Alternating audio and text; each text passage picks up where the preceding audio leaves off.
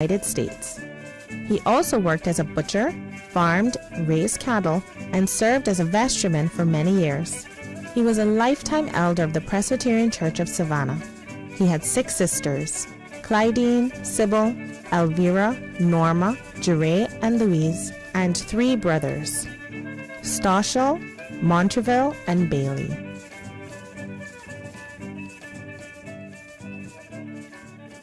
Radio Cayman's Historical Vignettes was brought to you by Rotary Central. For more than 110 years, Rotary members have used their passion, energy, and intelligence to take action on sustainable projects. Since 1993, Rotary Central has worked diligently each year to provide quality bus shelters to our community. A traveling convenience to our school children, the elderly, young people going to work, guest workers, and visitors using the public bus. We, Rotary Central, help you, our advertisers, make it happen. Your marketing dollar travels a far way, positioning your message, your product, your services, your presence in over 83 bus shelters. Every dollar you spend, every advert you place helps to build another bus shelter, providing modest comfort for Cayman travelers. Reserve space now on the only billboard medium in the Cayman Islands. Email rotaryshelters@gmail.com. rotaryshelters@gmail.com. The Bus Shelters, a partner in community convenience. Another inspiration program by Rotary Central Cayman Islands. Talk Today is brought to you by Subway, open 24 hours in Countryside, Anderson Square in Georgetown, and Centennial Towers in West Bay. And by the Ministry of District Administration, Tourism and Transport. Explore your history, explore your land, explore your sister islands. MedLab in Smith Road Plaza, your complete medical laboratory solution. Call 949-7331. And Savannah Pharmacy in Countryside Shopping Village, convenient opening hours including Sundays and holidays. Oh, I think they're doing a great job. A lot of them are. Good afternoon, Dwayne. How are you? Not too bad, sir. Ladies and gentlemen, Radio Cayman's Talk Today with Sterling Dwayne Ebanks. But I do have some questions. There are more questions than answers. Radio Cayman's Talk Today.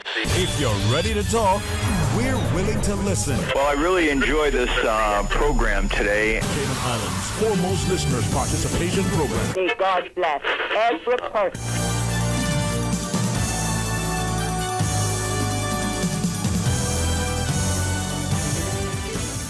Hey, good afternoon and welcome. Thank you very much for joining us. We get a chance to start out with some excellent conversation with wonderful civil servants as we tell you about things unfolding as we continue our partnership.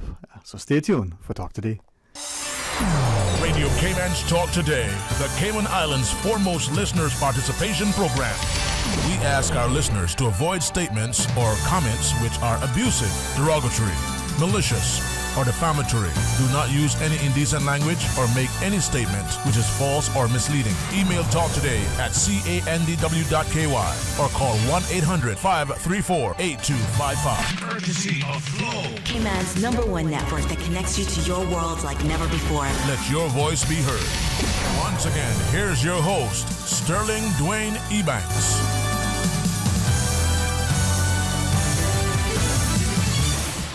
Hey, good afternoon. Welcome. Thanks very much for joining us. And I'm glad you were able to spend some of your day as you welcome once again, the face of the Minister for Youth, Sports, Culture and Heritage. Right, Ms. Ventisha?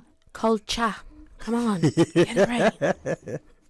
Good afternoon, Sterling. Good afternoon to our listening audience. Hope everyone is doing well on this lovely Wednesday.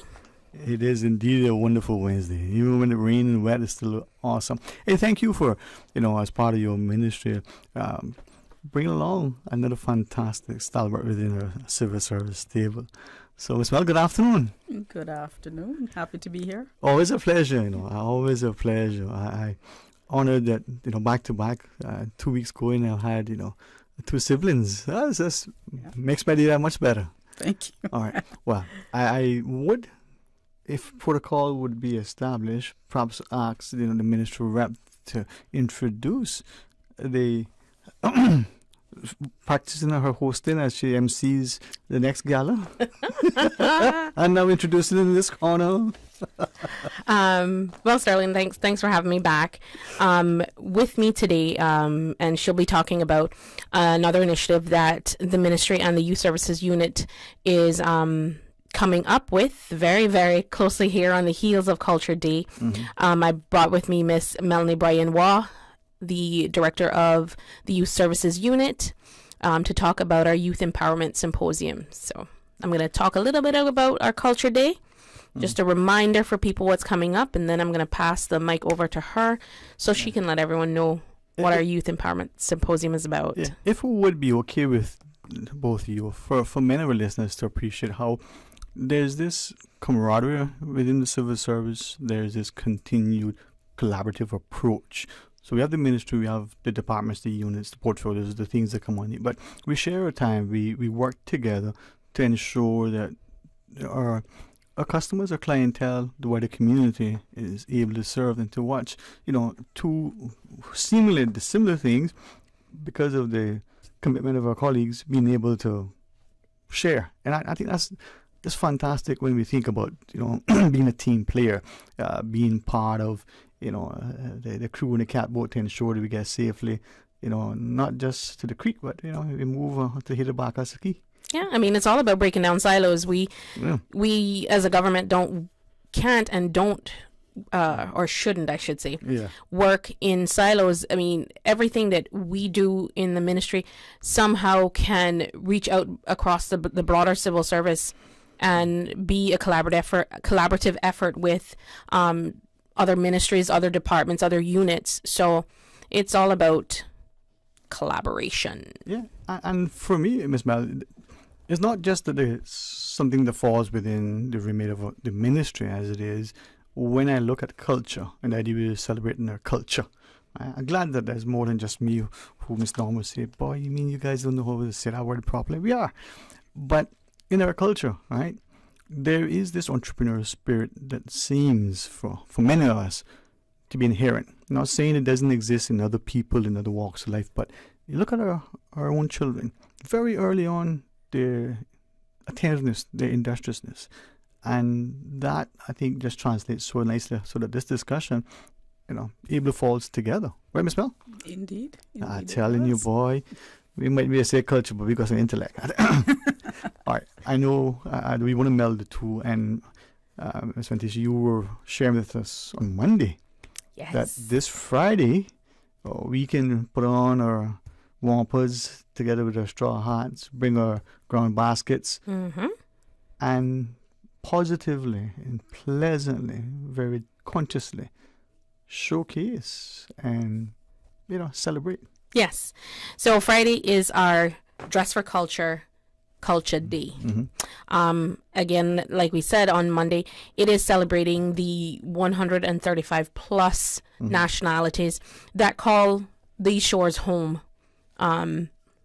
Yes, we are proud of the culture and heritage that we as Caymanians have and display, but we are also quite accepting of the fact that people come to our shores for whatever reasons, whether it's to work, to live, but they become integrated and become a part of our society, and we want to make sure that we're equally as informed about their culture and their practices, and we celebrate it too, like we celebrate ours. It's how we get along.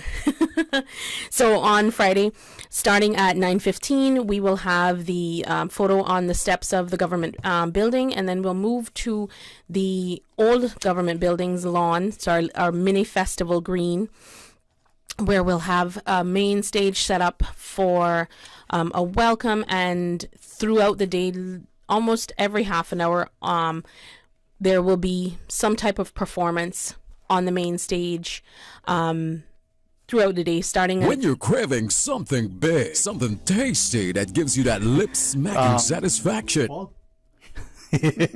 No, that was not Miss Ventisha doing an ventriloquist act. But it was quite impressive.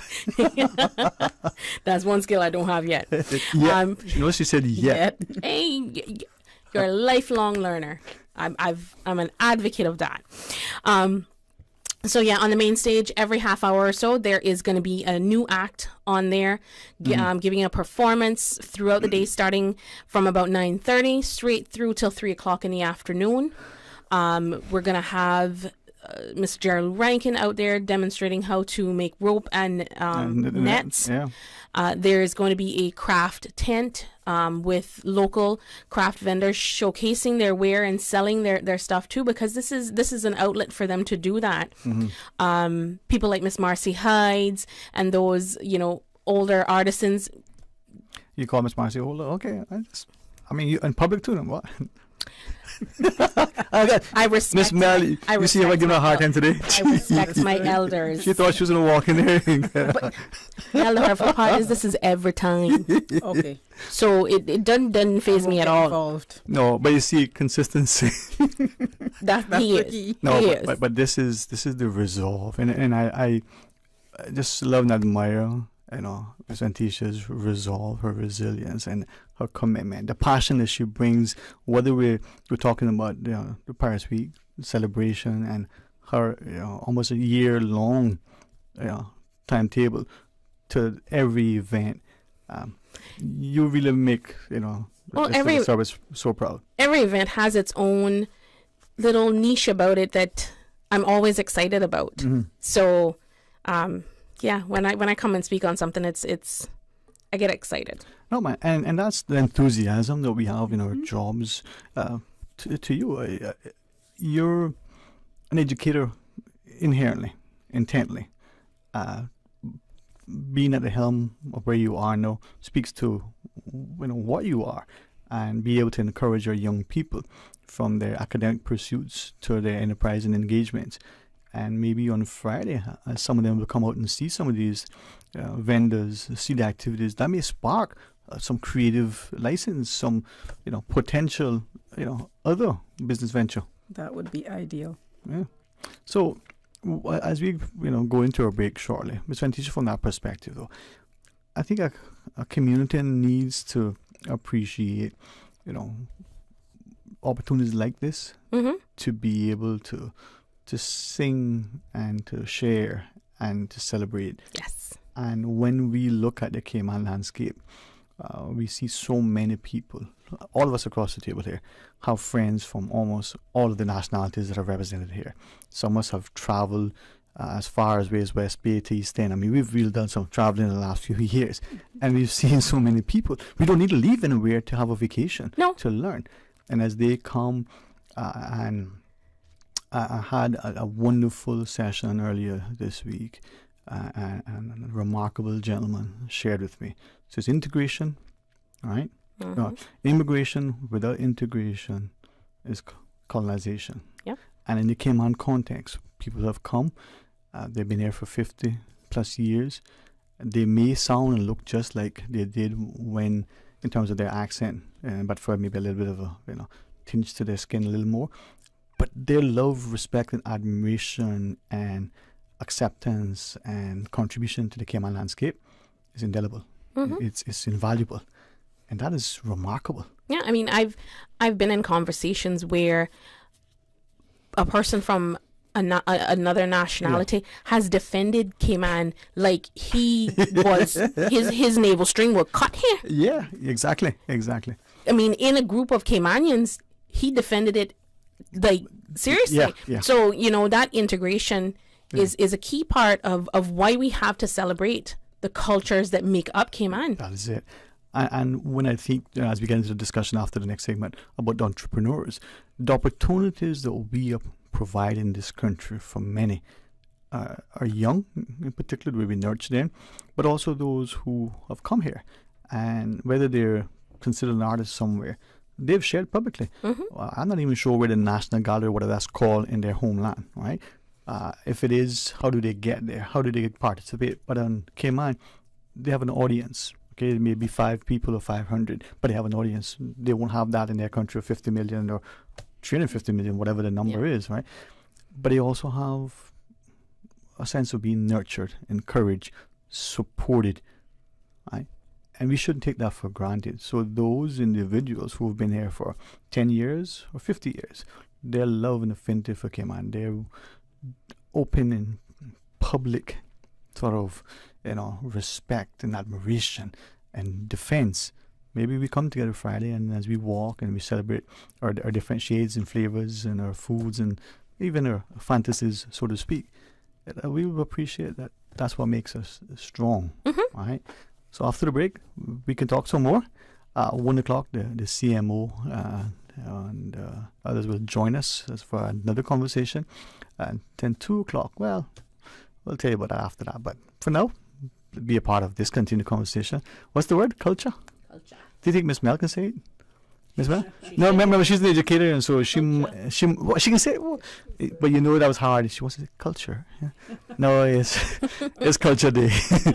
Join us after the break. When you're craving something big, something tasty that gives you that lip-smacking satisfaction, something that hits the spot, there is nothing better than a footlong from Subway. It's pretty tasty. Filling and full of flavor. Try our new sweet onion steak teriyaki with a twist. Or the classic chicken teriyaki. Top it with green pepper, onions, cheese, and that sweet onion teriyaki sauce, all piled on your favorite artisanal bread. Satisfy that craving with a footlong from Subway.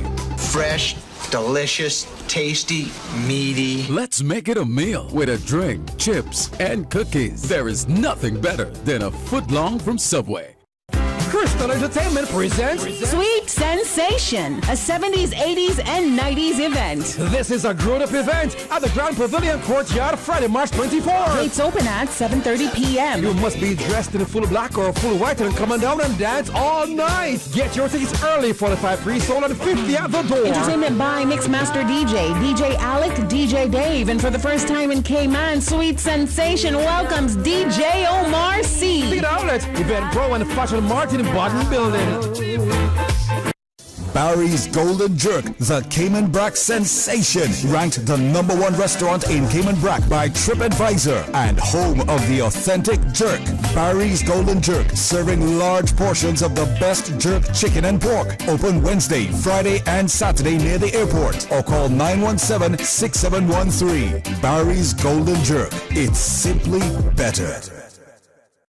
Did you know that ValueMed Pharmacy has a free online prescription service? Managing your health and medical requirements has never been easier with ValueMed. Simply visit value-medpharmacy.com. That's VALU-medpharmacy.com and click the Refill Prescriptions tab on our website. Fill in the information for new prescriptions or refills and choose your preferred pickup location. ValueMed on Walkers Road or Town. Then bring in your original prescription from your doctor when picking up.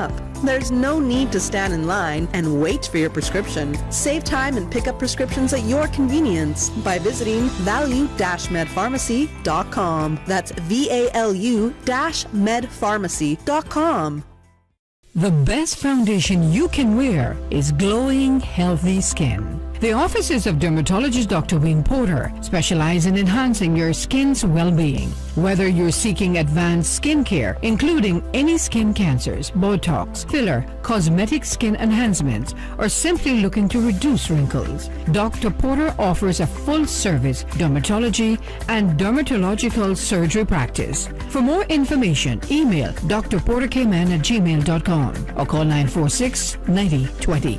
That is 946-9020.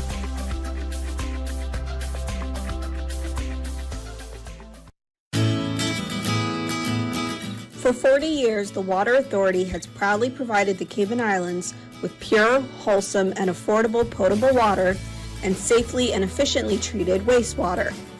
In honor of World Water Day, the Water Authority is giving the public a look at the work we do every day to provide these essential services with a video tour of our facilities. Visit our website, www.waterauthority.ky, for updates on the upcoming premiere of the video. Talk today. But I do have some questions. Talk today. Cayman Islands' foremost listeners' participation program. Talk today. Because there are more questions than answers. What the public is saying. Waiting to take your calls right now. Sterling Dwayne Ebanks.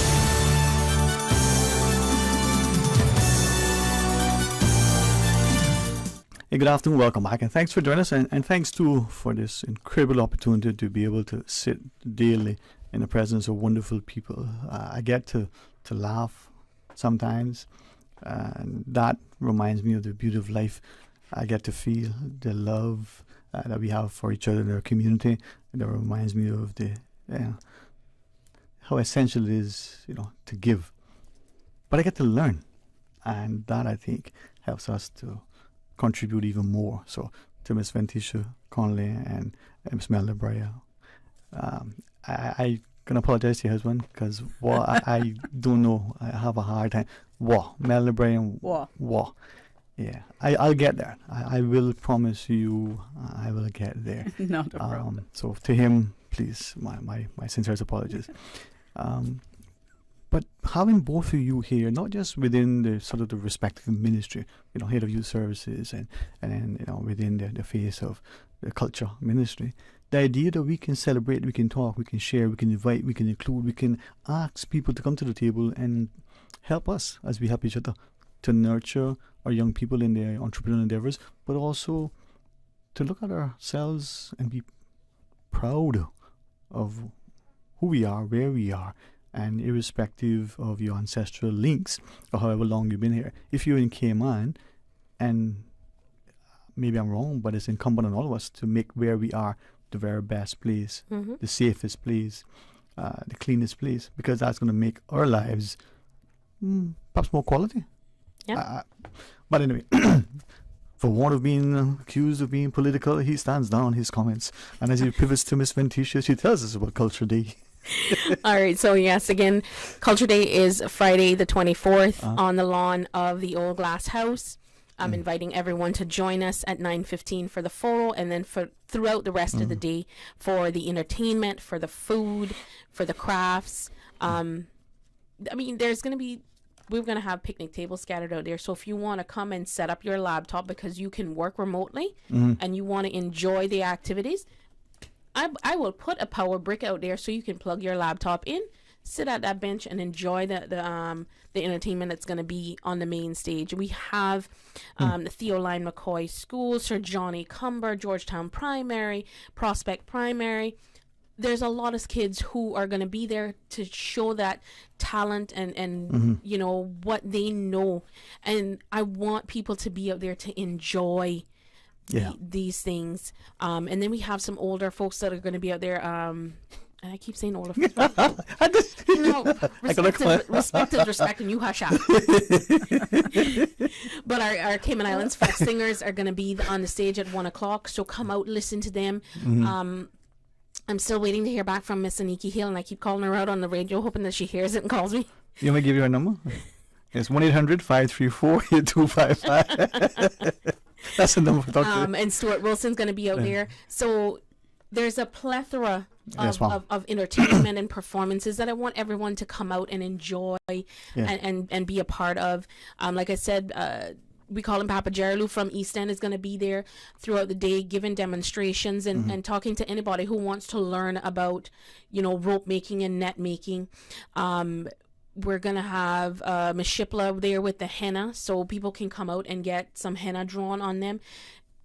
It's going to be all over the place, and come out and get some food. Unfortunately, sorry I couldn't get a taste testing for you. So you realize why we're kind of a rough time earlier, right? But there's going to be something for everyone. We've got the Catboat Club bringing a catboat out for display. The National Museum's going to be there displaying some of our national artifacts, as well as having a booth there so people can ask questions, get a membership to the museum. There's going to be a lot. Also, for that day, it is also Dress for Culture, which is the Cayman National Cultural Foundation's one of their fundraisers. So it's their Dress for Culture Day, and it's a competition that goes out to companies and organizations, schools, and individuals that they can win a prize package from CNCF. And it's quite simple to enter. You just take your photo of your group, post it on your social media, tag Cayman Culture, and it automatically, pops up in their populated search, and then they will judge the best school, the best company or organization, or the best individual, and you could win a prize. So, I mean, if anyone needs further information from or on that, just reach out to Miss Melanie McField or Nicole Durant at CNCF. Or through any of their social media pages to get more information on that. But I know they've sent it out to hundreds of businesses and all of the schools so that they can be a part of that. And then we have an internal one from the ministry to core government departments and ministries for our own internal competition. So premise is the same thing. Take a photo, upload it, tag the ministry's Instagram tag, or hashtag it with Culture Day, Dress for Culture, Culture Day. So there's all sorts of ways to be involved in the day, but I do want everyone to come out and enjoy the day with us.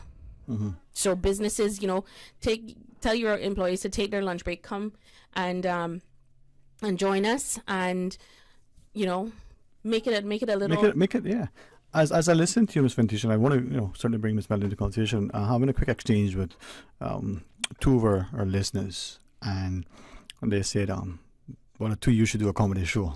I don't know if this is friend or foe, but I'm hoping that it brings a little laughter to their day, right? The levity is always good. Yes. But I was saying that, in celebrating on Friday, it should not, I'll paraphrase and I want to maybe read it verbatim what one said. It should not just be about putting on a clothing, to represent, in this context, this person as a Caymanian, but being very proud of showcasing and understanding, and from our speech to our food, but even our mannerisms. And I guess that's why they were saying unite, because hopefully people will see it as, if you don't love yourself and love each other, and you don't share, you feel the love, then there's no laughter, right?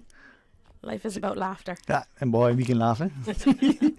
So, again, thanks for having me. I do want everyone to join me join the ministry and and a great team that I work with for Culture Day. Come out, enjoy themselves, be a part of it, and yeah. And I think that's important. So, with that though, Ms. Mel, when we think of, as Ms. Ventisha so gracious to allow us to be able to have this combined conversation, the Young Entrepreneurs Symposium, for many, as we talked about earlier, there is that spirit of industriousness, resilience and resolve that we see within our people, but also that entrepreneurship that is evident in our young people from very, very early on. And many go on to very successful careers in business, in their chosen profession. So tell us about the symposium. Okay, thank you, Sterling. And thank you, Ventisha, for sharing this space with us, which goes back to show about the collaboration within the Ministry of Youth, Sports, Culture and Heritage, and, what the feeling is towards our youth as well. The Youth Empowerment Symposium is an initiative of the Ministry and the Youth Services Unit. And this year is the first of the event, and it's going to be a 2-day event. The theme for the event is social and economic empowerment.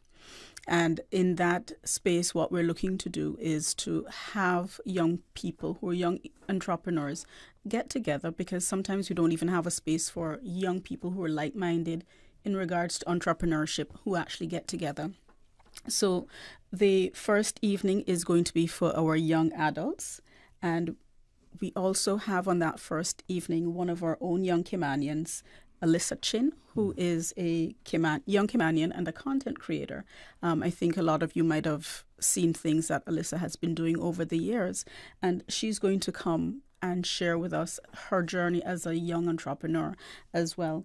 So that will be that first evening, and it's an open event, but it's limited space available, and for youth between the ages of 18 and 30. The second day that we're having is for our school students, and in that event we're looking to have young people. We're having panels of other youth who are going to be, sharing with our young people. They're going to be talking about things like personal branding, volunteerism, giving back to your community, and how you can network and get involved, and breaking into emerging fields within our community, because there are a lot of things that when you and I were growing up that were not even a concept, and nowadays it's changed considerably. And just for young people to get together and to be able to share their stories and understand what are the other opportunities that exist. And as I listen to you, knowing full well that there are many things that we don't appreciate, sort of the economic landscape, how it changes, not just the jobs that aren't even invented or known just yet, but even some of the jobs that our young people, or careers or businesses that they're considering, and the way that that may change not in 20 years, but maybe in 5, as we nurture them, their academic development, but also that entrepreneurial sort of spirit. So this is encouraging. Yes, and we're also having them look at things that are non-traditional roles within the community, and accessing their organizations for resources. We have Inclusion Cayman as well, who are going to be participating as well, because we have a lot of our young people who are differently abled, who have been able to secure jobs and are doing extremely well within that sphere as well. So, Inclusion Cayman is going to be speaking to that as well, just so that we have more of the employees or employers, aware of these young people, that they need their jobs too, and they will be a superb addition to any environment that you would hire them in. And then the entrepreneurship journey, because again, we spoke about, some of us operating in silos. And even as entrepreneurs, we tend to do that as well. You don't really want to discuss what you're doing because you're afraid somebody will take your idea. However, in that, when you come to the table and have those discussions, younger people can learn from that, So we have the sharing of ideas. We have some of our other notable young Caymanians who have started on their entrepreneur journey, and they're going to share with us as well. So the first young adult evening, that's going to be on Thursday, the 30th of March at the Marriott from 5:30 p.m. until 8 p.m. And then the school day, which is a closed event for school students, is going to be on the 31st of March. And I'm going to think about it, when as I'm listening to that and recognizing that many times just in navigating our career choices or subjects in itself can be daunting, but having this, this opportunity through the ministry, through the department, for young people to say, listen, you have support, you're being encouraged to pursue these endeavors. And idea that is just an inkling right now could become, what is it they say in Cayman Brac, the next big great thing, was it? Next big thing. That's what it's exactly what you're getting to. Some of these young people have an idea and they've put something on paper, but they don't know what's the next step I should do or how to take that next step. And that's what this the symposium is helping to and hoping to bring out in them and to guide them in that way. So this is key for those ones who have an idea, who have a dream there that they want to do this. This would be something for you to come out and make sure that you're a part of. And maybe after this quick break, Ms. Melly, as you conclude our discussion, remind us of it, how to participate. Just give us some more salient points when we come back from this quick break. All right, please rejoin us. Stay tuned for Talk Today. Busy. Feel like there's not just enough hours in the day. Savannah Pharmacy, service to make your life easier. Now you can WhatsApp your prescription order to 929-5045. And pickup is just around the corner with everything your family needs and convenient opening hours including Sundays and holidays. WhatsApp your prescription order to 929-5045. Savannah Pharmacy, wholesome values with modern conveniences. Wouldn't it have been grand if you had purchased land 30 years ago? It may not be 2020, but a perfect vision has never been more clear. Cayman Brac and Little Cayman, poised for growth with an eye on the future. Your land, your history, your future. Discover all that our sister islands have to offer. For medical lab services in Cayman, go straight to MedLab. For a full range of medical services, pleasant, clean and comfortable environment, no long lines and affordable fees, visit MedLab at the Smith Road Plaza. Open Monday to Friday, 8:30 a.m. to 5 p.m. and half day on Saturdays. Call 949-7331 to make your appointments. For medical lab services in Cayman, MedLab. Now is your chance for big savings on all GE appliances at Brand Source Home Gallery. Shop now through the 31st and save 15% on all GE appliances, laundry centers, refrigerators, ranges, cooktops, wall ovens, beverage centers, wine coolers, hoods, and more. Now through the 31st at Brand Source Home Gallery on Dorsey Drive in Industrial Park. Don't miss this chance to save 15% on all GE appliances. Hurry in today and save big. And also find fantastic deals on scratch and dent appliances. Holy partner. Cayman, we had to do it again. What a Loud Productions alongside The Bay Islands of Honduras official radio station, present the return of the Bandan series from the Bay Islands of Honduras for the first time in Grand Cayman. It's Jensen. He's out. Jensen and the boys. Jensen. Yes, sir. Hold your partner. It all kicks off on Friday, March 24th at Coral Isle in Cayman Brac. Then on Saturday, March 25th, Bandans arrives to Grand Cayman. Jensen and the boys performing live 8 p.m. sharp at the Mango Tree. Then on Wednesday, March 29th, Jensen and the boys performing live on the beach at Eastern Star Bar, 8 p.m. sharp. Get your tickets now at CaymanEvents.co, the Mango Tree, or at Coral Isle Club in Cayman Brac. For more information or VIP tables, dial 916-7667. All the way from Roatan, the Bay Islands, the Bandan series returns. This time with Jensen and the boys. Holy partner. Talk today. But I do have some questions. Talk today. Cayman Islands' foremost listeners participation program. Talk today. Because there are more questions than answers. When the public is safe. Waiting to take your calls right now. Sterling Dwayne Ebanks.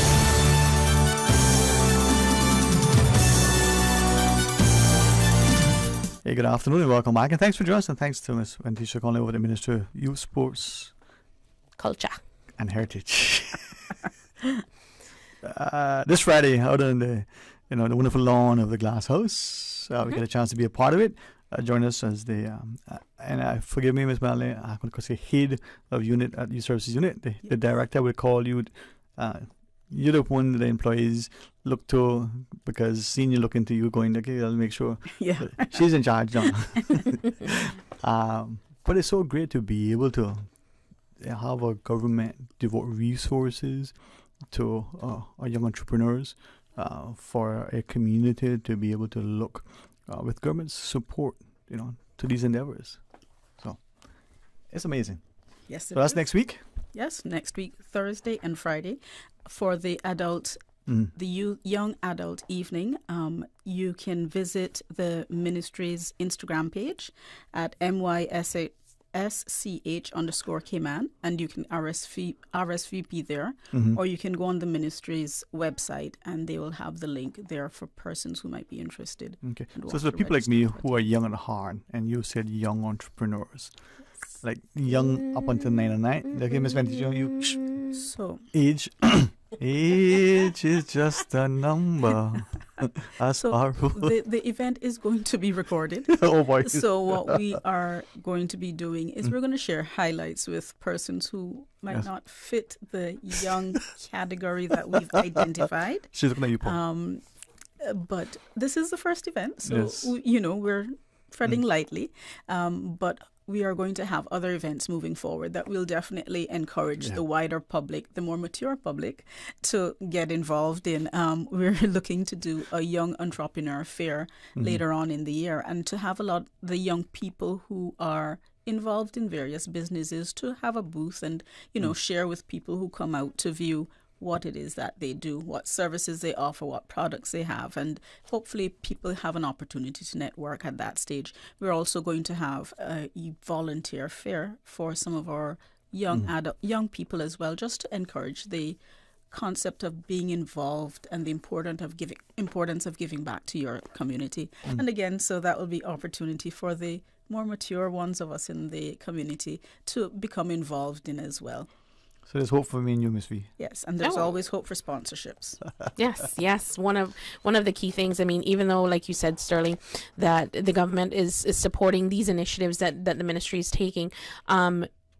Again, in breaking down silos, we reach out to our partners in the private sector to be a part of these events, and because they also have a lot to bring to the table, as well as helping, with sponsorship to maybe sponsor a few young adults to come to these events. So any business out there who wants to be a part of it, do feel free to reach out to myself, either in the ministry or Miss Melanie over at the Youth Services Unit, and see how you can be a part of these wonderful initiatives that we're putting on for our youth and our young entrepreneurs. And as you look at that, and also speaking about collaboration, it's not just the ministry and the youth services doing the event. We have our partners in the Wellness Center and within CNCF who are going to be attending the event to do learning activities after each panel discussion. We also have our youth to youth. Some of the young people are going to be doing Energizer activities as well. And, what I also need to say is that the panelists that we've approached, our young people, they've all been very happy to participate, to be able to help younger persons to understand what it is that is involved in this great big thing of life, and it's not something we have to do alone. That's the key. Sometimes as parents, even not just the first time parent, we feel like we're on our own. The student studying, sometimes the business person, you always sometimes feel like you're the only one in the catboat. Yes. And you forget that the guy is riding by the board right there as well. So exactly. This is crucial. Yes. I commend you for that. I'm grateful that we have those partnerships and the sponsors who will come on board. Yes. Because that entrepreneur, may not have to be a competitor. It can be a collaborator, but it also helps the marketplace to be that much better, because it provides added service to the clientele. Yes. All right. So we got much to do. We can do it together. We can indeed. All right. Well, I'm excited about where we are and what we're doing, and hopefully, as Venti says, we close our discussion. Hopefully, that encouraging sort of forum for entrepreneurship, nurturing our young people in particular, is a shared cultural ethos. Yes. And when we assemble Friday, it's not just about the garb that we don or the foods that we savor. It's about celebrating a society that is civil and sober, and a society that is safe, but also financially, social, and economically successful. Yes. So I'm very glad that you allow me to be in your company, Mom. It's a pleasure to be here, Sterling. Every time I come, it's good conversation, good camaraderie, and I think we always reach out to persons who wouldn't normally know what the ministry is doing, and come out and enjoy what we do. So thanks for having me. Well, as I have this right and implemented in my hand, a good friend gave it to me as a parting gift. And there's a scripture, Jeremiah 29:11, I know the plans I have for you. And perhaps as I just look at it, I keep it daily. I like pen and paper as opposed to other. It should remind us that that's where the Lord is at in relation to our youth. Plans to prosper, right? Yes. To give us a future. Yes. I would try to read it, but I can't see it. You want to read it? Good laughter, huh? Yes. And again, thank you for having us, and I welcome everyone coming out on Friday to join us for the Dress for Culture Day on the lawn of the GAB, and then listen out for more information on our Youth Empowerment Symposium that's going to be happening next week, Thursday and Friday. And if anyone has questions for that, please do feel free to reach out to Miss Mel over at the Youth Services Unit, info@ysu.gov.ky. And you can get all the information you need. Miss Mel, thank you very much too, Mom. Thank you too. It's been a pleasure. Always is. I learn more, and I'm hoping that as we have more and more opportunities that you and your team will come on board. We talk about, the great things that the Youth Service Unit have done, are doing, and are planning to do. Yes. So thanks very much. Yes, all right, we will be back. All right, Ms. V. All right. There she is. I tell you, V for victory. There she is. All right, let's pause and take a break. When we return, the steps survey, the CMO and team will be our guests. Let's hear more from them. Join us after the break. From district to district, moving through the waters to Cayman Brac and Little Cayman. Your station, your voice. All things Cayman. One radio, many people. This is home. Radio Cayman in the Cayman Islands. Today's biggest news. Radio Cayman. Your voice, your choice. Local, regional, international. This is Headlines from Radio Cayman's newsroom.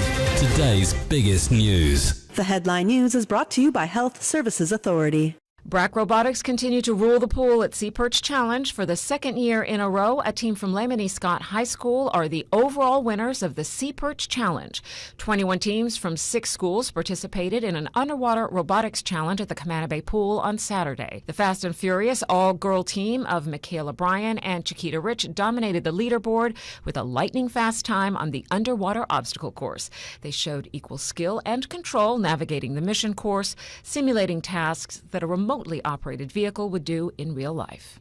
In international news, a report on the eve of the first major UN conference on water in over 45 years says 26% of the world's population doesn't have access to safe drinking water, and 46% lacks access to basic sanitation. The UN World Water Development Report painted a stark picture of the huge gap that needs to be filled to meet UN goals to ensure that all people have access to clean water and sanitation by 2030.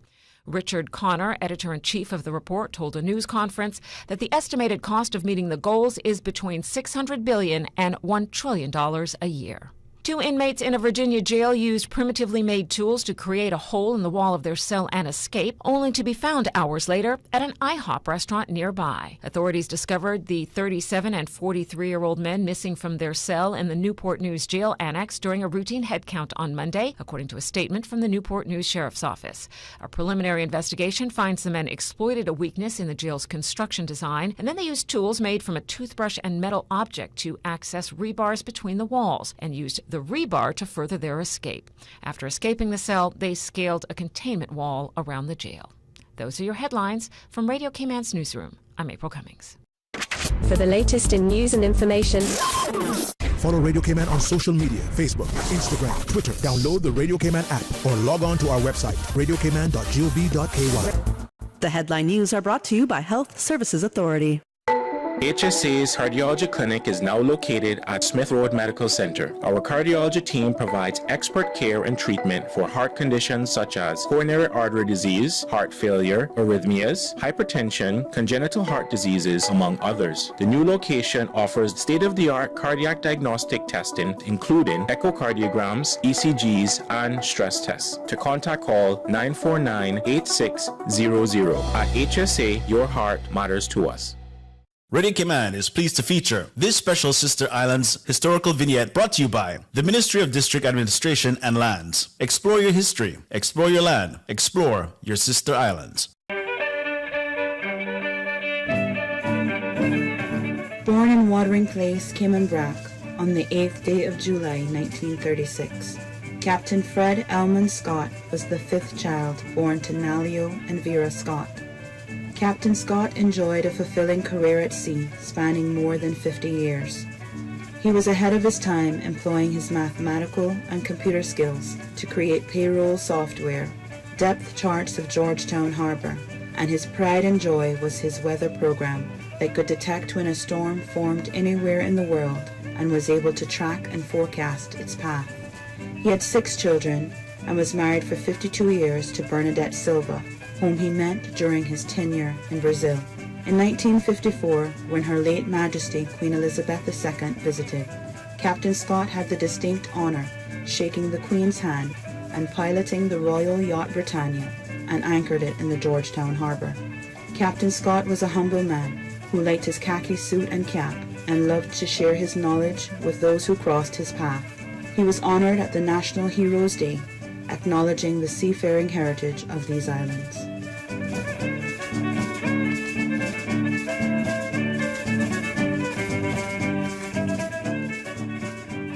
Radio Cayman is pleased to feature this special Sister Islands historical vignette brought to you by the Ministry of District Administration and Lands. Explore your history, explore your land, explore your Sister Islands. Explore your history, explore your land, explore your Sister Islands, the ultimate staycation experience. Your culture, your freedom, the land that time forgot isn't gone. It's your Sister Islands. Discover all that our Sister Islands have to offer. Talk today. But I do have some questions. Talk today. Cayman Islands' foremost listeners' participation program. Talk today. Because there are more questions than answers. What the public is saying. Waiting to take your calls right now. Sterling Dwayne Ebanks.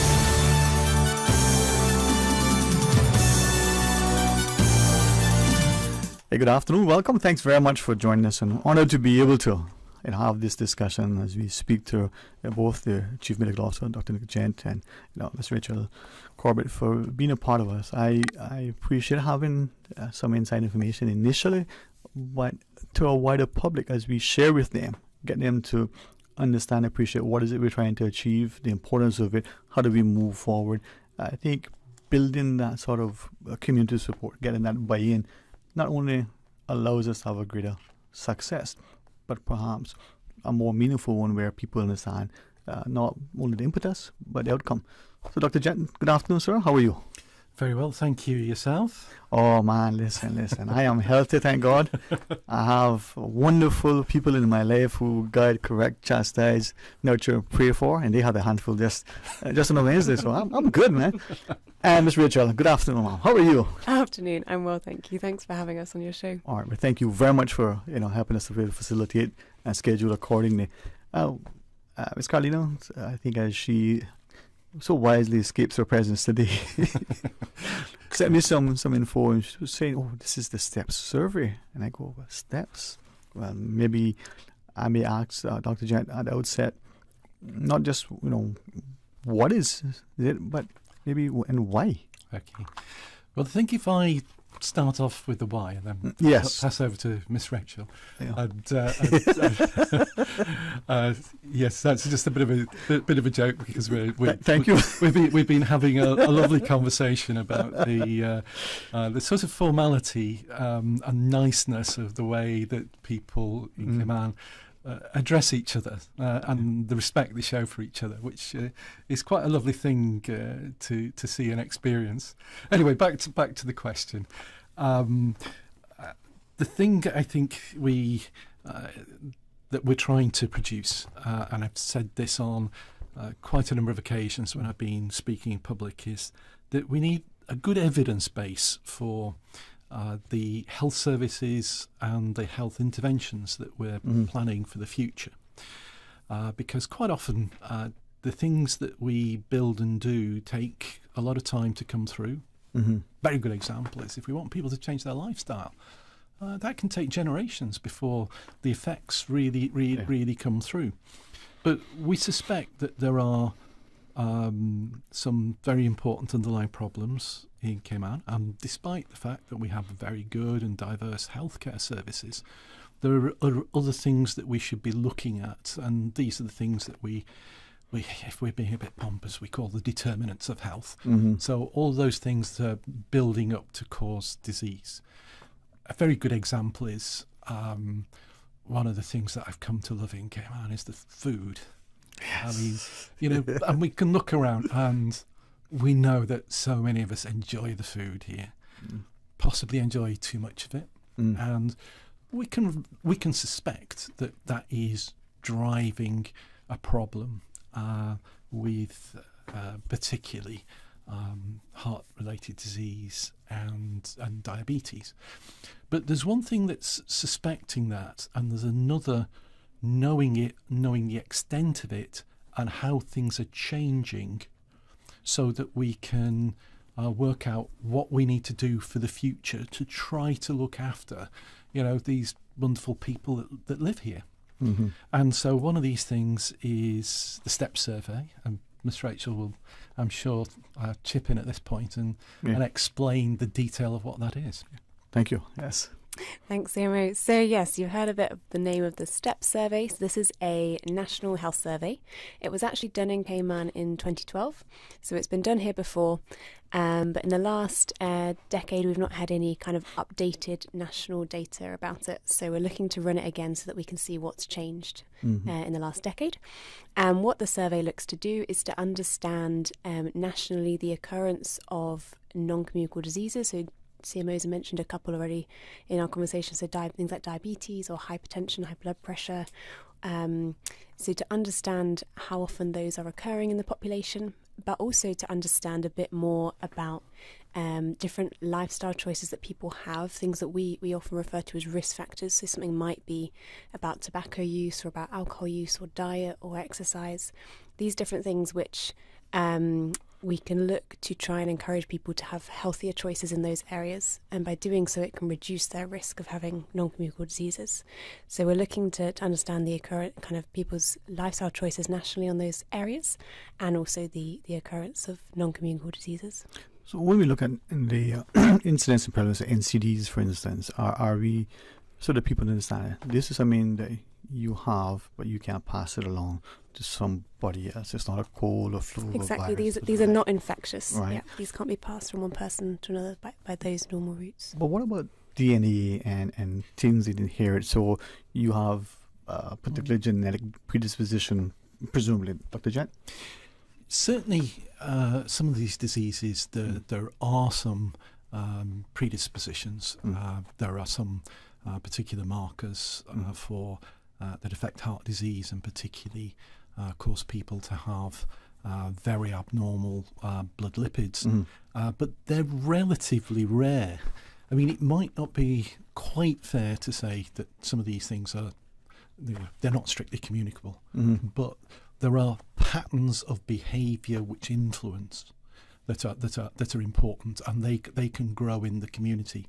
But generally speaking, non-communicable diseases, not such a strong genetics. They're much more about behaviour, and it is much more about the resource people have, whether that be the knowledge of what is best for them, or the ability to lead the best lifestyles. And there is a strong equity issue there, for instance, because to lead the best and healthiest lifestyle might not be the cheapest thing, and so there may be disadvantages that come into different parts of the population. But generally speaking, the big disadvantage is just simply knowledge, and being able to get permission to move away from the behaviours that people have always had. But we've really got to understand how big the problem is, so we can make sure it's in the right priority order. Right. Do we have data for just over decades, so 2012? Do we have any working hypothesis as to how big is that problem? So we've seen some statistics. We heard some, but Dr. Jet? It's very difficult. There's an astonishing amount of data gets collected in Cayman, but it is it fits into so many people's different databases, and we have such strong data protection laws that exchanging that information and being able to link it and make sure that we've got a comprehensive view is actually almost impossible at the present time. And I know this is something that really frustrates Ms. Rachel and myself, in that we'd love, for instance, to be able to get anonymised, but get the raw data from every single healthcare provider about how many people have got diabetes, how well that is controlled, what the medical records show about their changing body mass and things like that. But it's just not going to happen as the way that health service systems are constructed at the present time.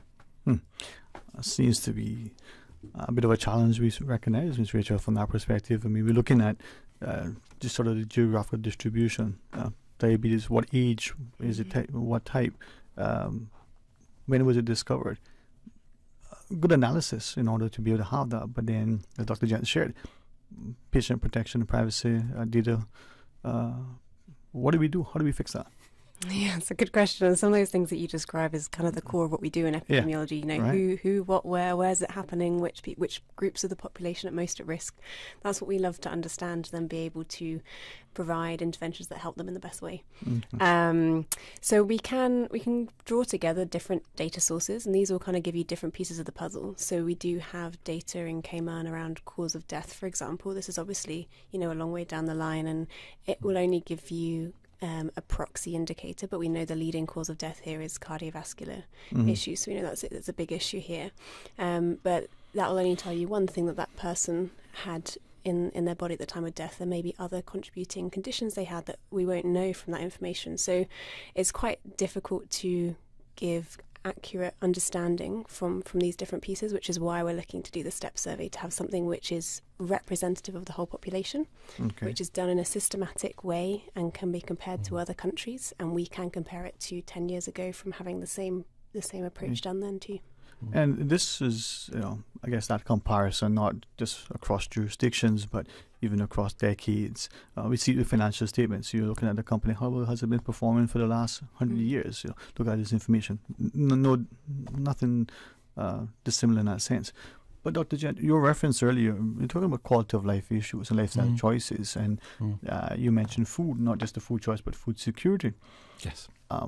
Is there perhaps a working theory that our selection of the bread kind and how we eat and when we eat potentially could be influencing our health?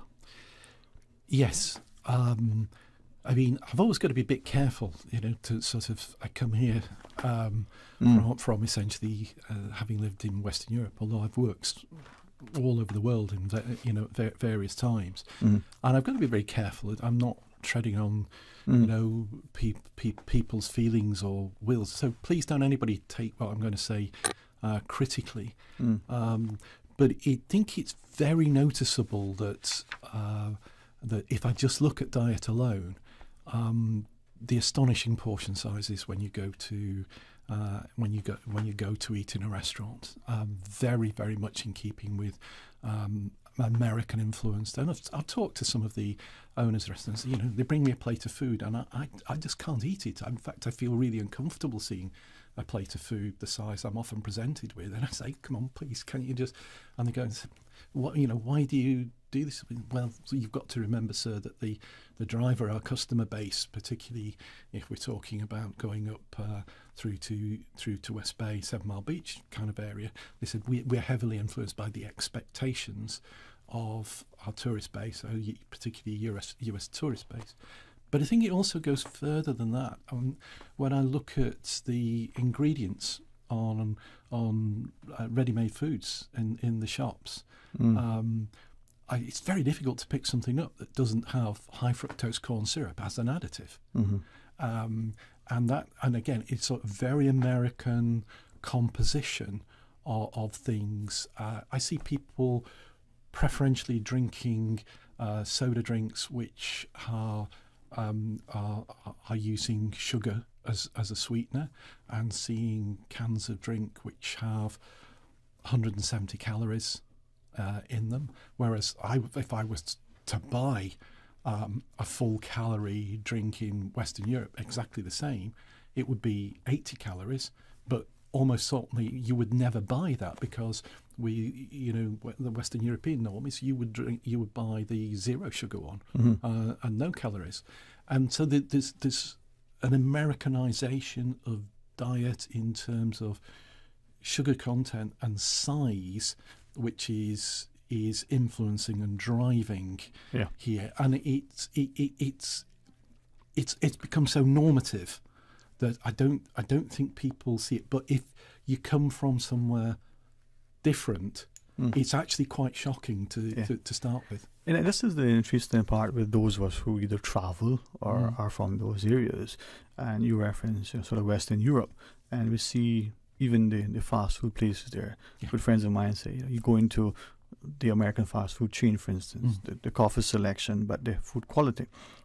And not to speak as if I'm an authority or not to malign the USDA or the FDA, but they're struggling with how foods and additives, and seemingly if the media is to be believed, what is allowed in the US isn't allowed in Europe. Now that comes back to perhaps a global perspective relative to health. How do we address that? Because our food choices and food selections, but for those that may have come elsewhere through sourcing, are primarily from North America. Yeah, it's a difficult question. There's that personal liberty issue, and I'm not somebody who is naturally authoritarian, but there are things you can do to give people better choices. An example is a number of countries. For instance, if you go to a restaurant, particularly if it's part of a large chain where they've got the resources, then labelling as to what's in food, and particularly putting calorie counts against menu choices, is becoming more common. And again, speaking to a number of people who are running restaurant chains in different parts of the world, they say that as soon as we actually started labelling with calories, we had to start to change our menu items, because people were actually saying, gosh, that's the number of calories in that. And particularly things like the side orders, especially, lots of calories in that unexpectedly creep up on them. Dressings to things, which have additional sugars in and so on. And they say actually just the knowledge has changed the perspective for what our customers want. So that there are things to do. Labelling is really, really important. Calorie counts are really important. I'd love to see it being a requirement for fast food establishments, particularly, to have calorie counts against the menu items, so people can just make choice. Now that's a fundamental societal shift. If as I listen to you, perhaps driven by government policy, but maybe also consumer demand. Yes, again, you can see as soon as people's start to think, how do I make myself healthier? One of the barriers to doing that, it comes back to steps and so on, and us wanting to understand the extent of the problem, is people then saying, and how can you help us to help ourselves? And so, the outputs from this that Miss Rachel will be sweating over. She's going to call me, and I have a friend who's going to. There's numbers and analysis. Ladies don't sweat, of course. That would be quite important. But persevering. Yeah, it's about saying, okay, the problems we've got, particularly where we're seeing shift from the last survey to this survey, which are the things that we've really highlighted to us that we need to help people to help themselves with. Right. But these are generational factors. And as I listen to you, I'm thinking that we're in the supermarket. We're trying to be conscious for ourselves and for our children, our loved ones. We're looking at the ingredients on something. The labels are conflicting and confusing. And consciously, have we gone with our dietitian to consider how to shop? And when we look at it, are there issues, as some have alleged, that this particular ingredient, when combined with this other ingredient, results in some sort of chemical, reaction that creates something else? Unless you know, you don't know. Yeah, right. I think, like we've been saying, a huge part of this is education and informing people, but also I think a big, wide sectoral response is needed across all elements, from the food that's available and the information about that food packaging, telling you what's inside it. There are kind of some initiatives used globally, like traffic light systems, kind of to break down different elements and say, and all of it is just to give the option for an informed decision, and to help someone make those comparisons and make that choice easier, to have the information there that they need so they can make that choice themselves. But as you say, this is all, it goes across all of all of society, you know, we're thinking about how we can help people be more active in their lifestyles, what green spaces there are, what walkways there are, what cycle routes there are. It's a big issue, and I think the first point we're tackling is let's make sure we can make evidence-based decisions. Let's make sure we can provide solid data that is accurate and nationally representative. And I appreciate the opportunity to be able to understand the importance of the STEP survey. But Dr. Jen, as you were referencing, the notion that let's take portion control, whether at the restaurant or in our own homes. I mean, I wish I went to the restaurants that you go to, because my complaints are there. Go to the restaurant and, you know, I ordered, you know, a piece of salmon with some vegetables, and I go, but put the fork on it and it's hidden. I don't get those. Now, maybe other restaurants, you have the cassava and the sweet potato and, you know, the little piece of meat. So you do. So we as a consumer now need to look at it and decide, well, maybe this is a large portion. This isn't one serving. What is a serving looking like? And consciously maybe split it into two, or have an option that you can have half a portion, for argument's sake.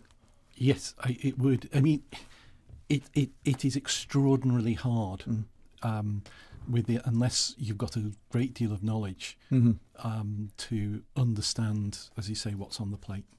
I mean, even to myself, I mean, I've been practicing medicine for 40 years or something, and I found myself when I got myself seriously overweight. You know, used to play a lot of rugby, was in the gym a lot, used to play prop forward. I was a big lad. And he says modestly. I'd be, I mean, come on now, really? And I found myself with very high blood pressure. I was breath walking. I lived in a beautiful part of the UK, and I couldn't enjoy the mountain walking that I used to do. I mean, it's what happens when you start work, have kids. You know, you give up the sport that you loved and kept. Life gets in the way of living, huh? And you know, and I found myself. Well, I lost just over £100. I mean, a lot of weight. So anybody who's thinking, you know, Dr. Gent's sitting there and preaching at us, and I'm sitting here overweight, and what does he know about the struggle? I do.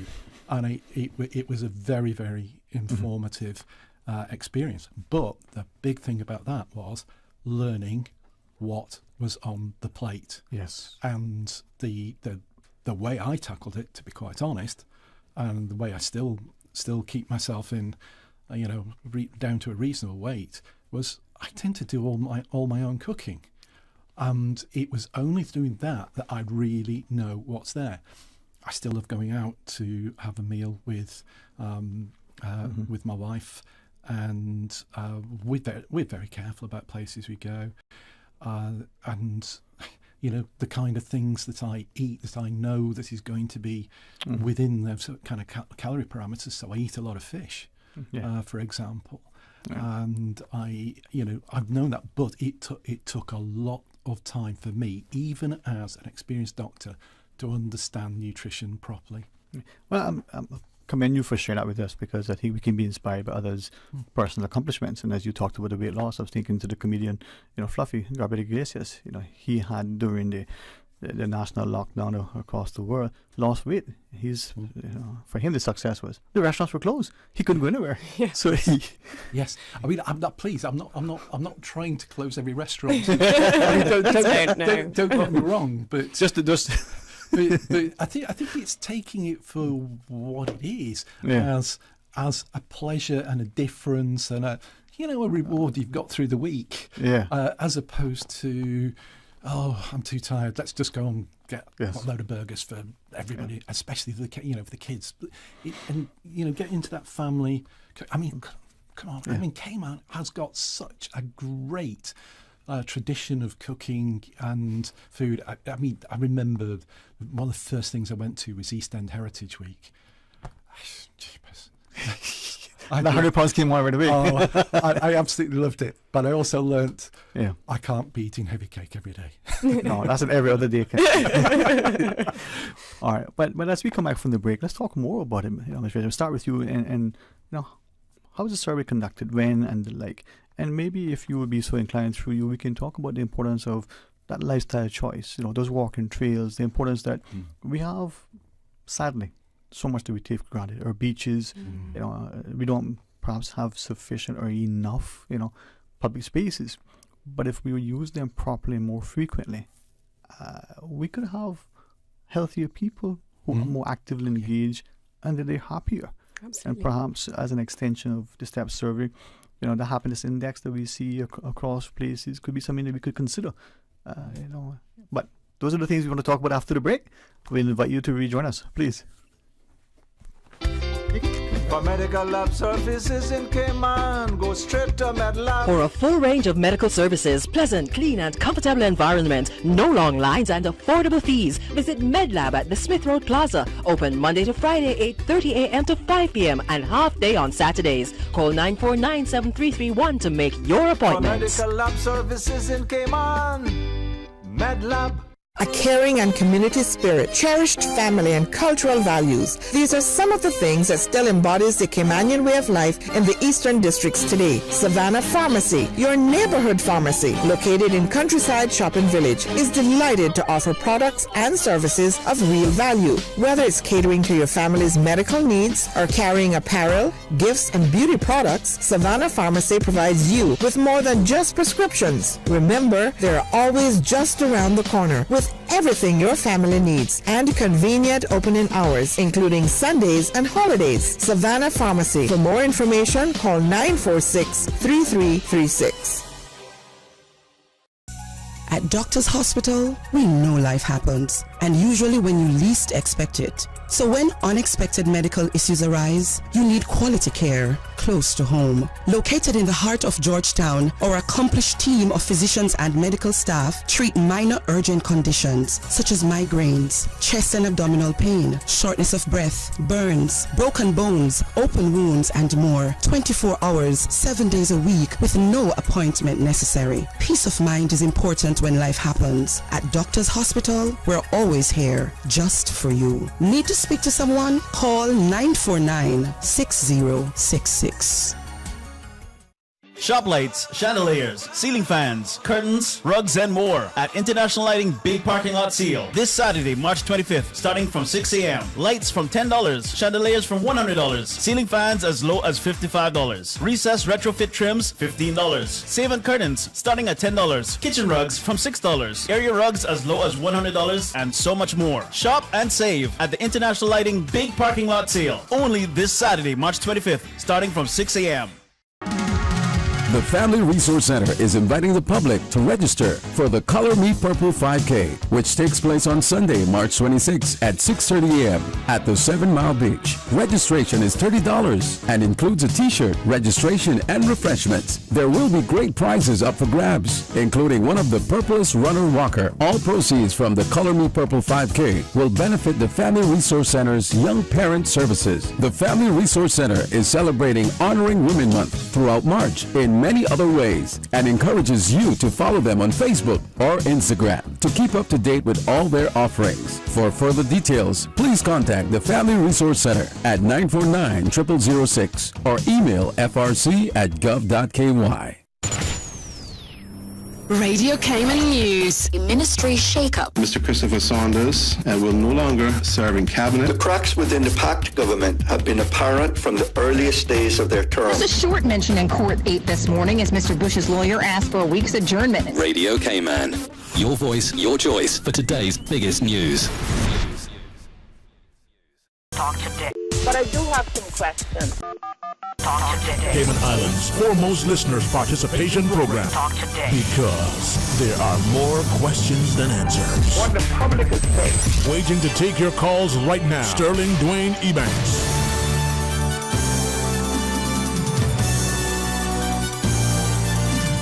Hey, good afternoon, welcome back, and thanks for joining us. Thanks to the CMO, Dr. Dick Gent, and together, epidemiologist would be the best way to introduce Ms. Rachel Corbett. Yeah, thank you both for joining us. Let's talk about the STEP survey. As I referenced during the break, Dr. Gent, we had someone asking if we would ask about, make sure I have this right, NMN, right?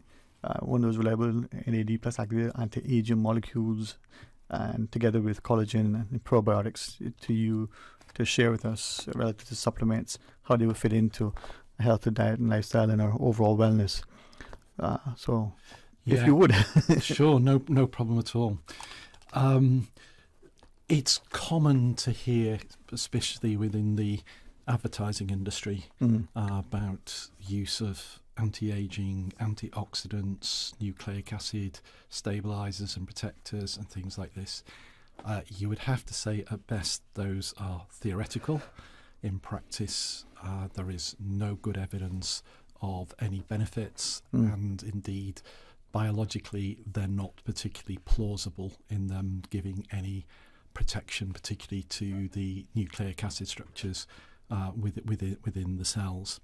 But nevertheless, advertisers like to use them, and plenty of nutritionists research them.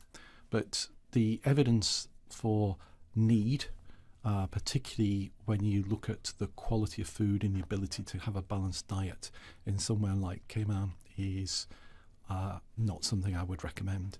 I mean, particularly you go and look at the range of fresh vegetables that you can get. You're not going to have a problem getting the micronutrients that you need. We think particularly of things like iron, folate, vitamin C, these kind of things.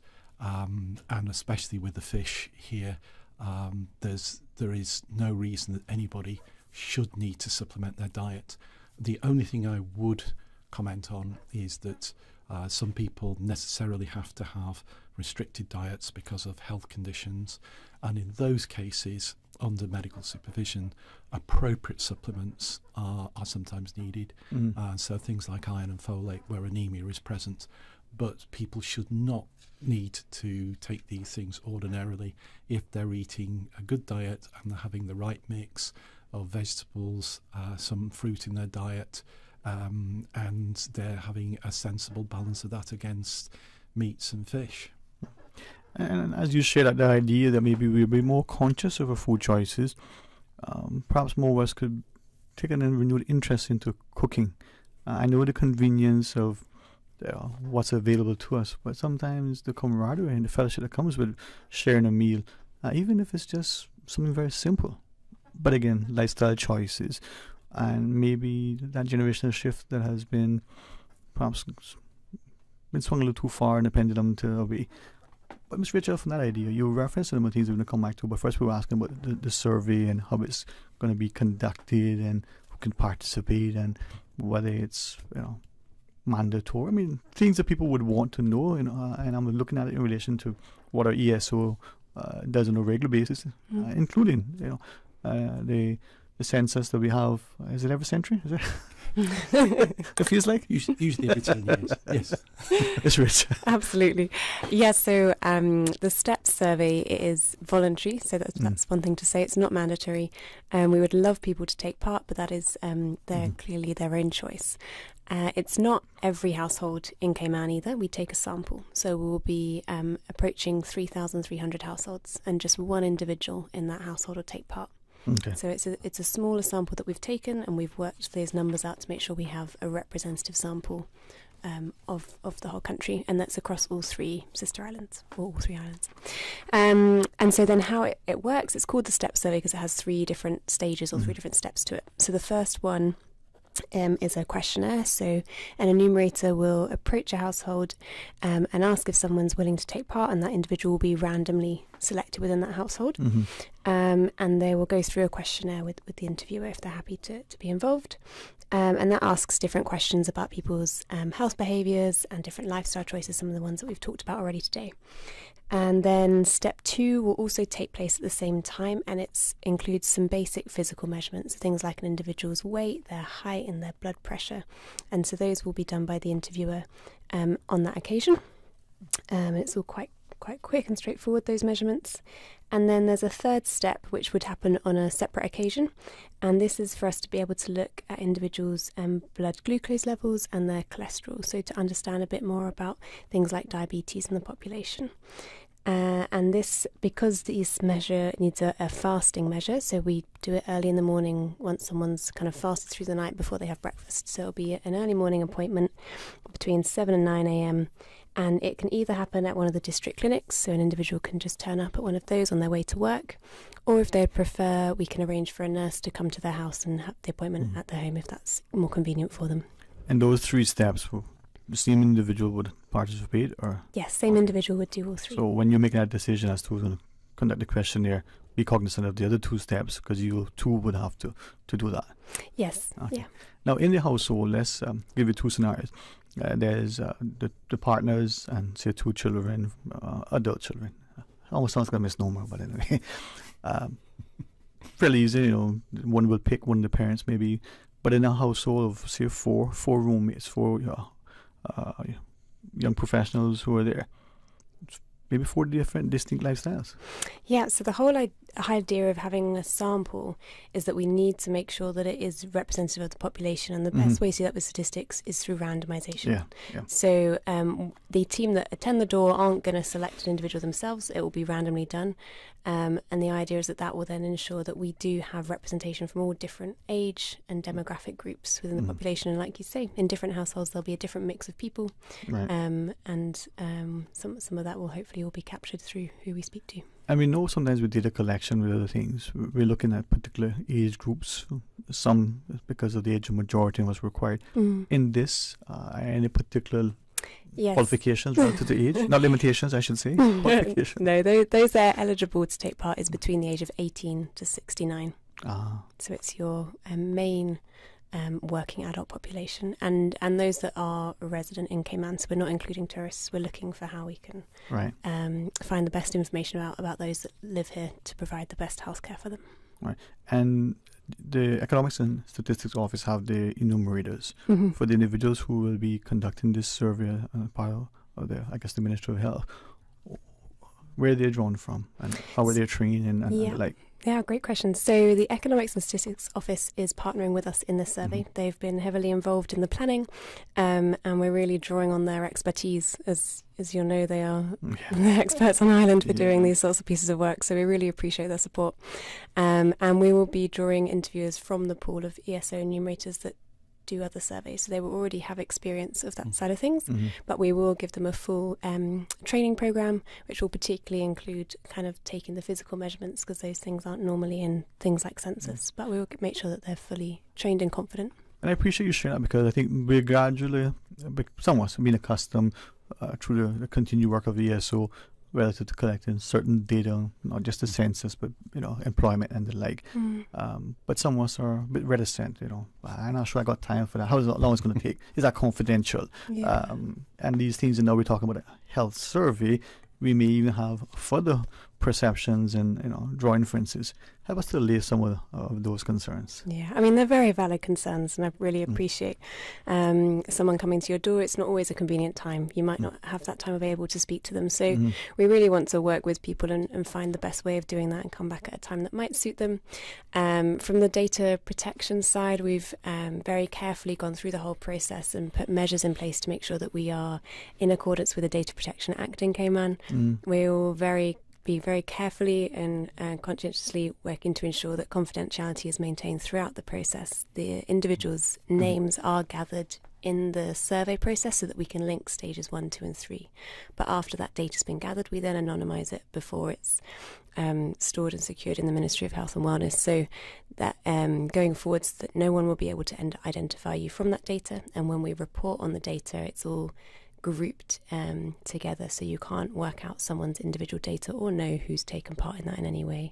But we just really value people's participation in it, and it is it is a cost to them to provide their time for it, but we really hope that the benefit it will bring in the long term is a better healthcare system for them, hopefully better services and better infrastructure for them to have a healthier lifestyle for them and the future generations in Cayman.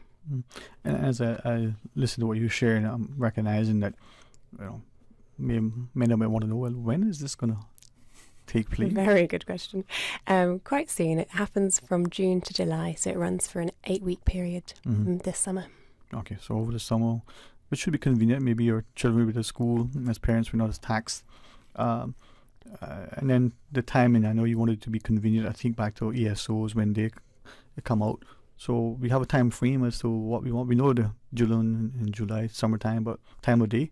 Yeah, so again, it's very similar to how the surveys are done. So the teams will be coming out in the evenings and the weekends, because obviously everyone's working during the day, so that's often not a great time to be trying to speak to people. So it'll be kind of 5 to 8 or 9 in the evening, and then some hours over the weekends as well. I think you inferred very much like the economics and statistics office surveys. If you come to the household and the person said, listen, I'm not available, but would you be able to come back at this time?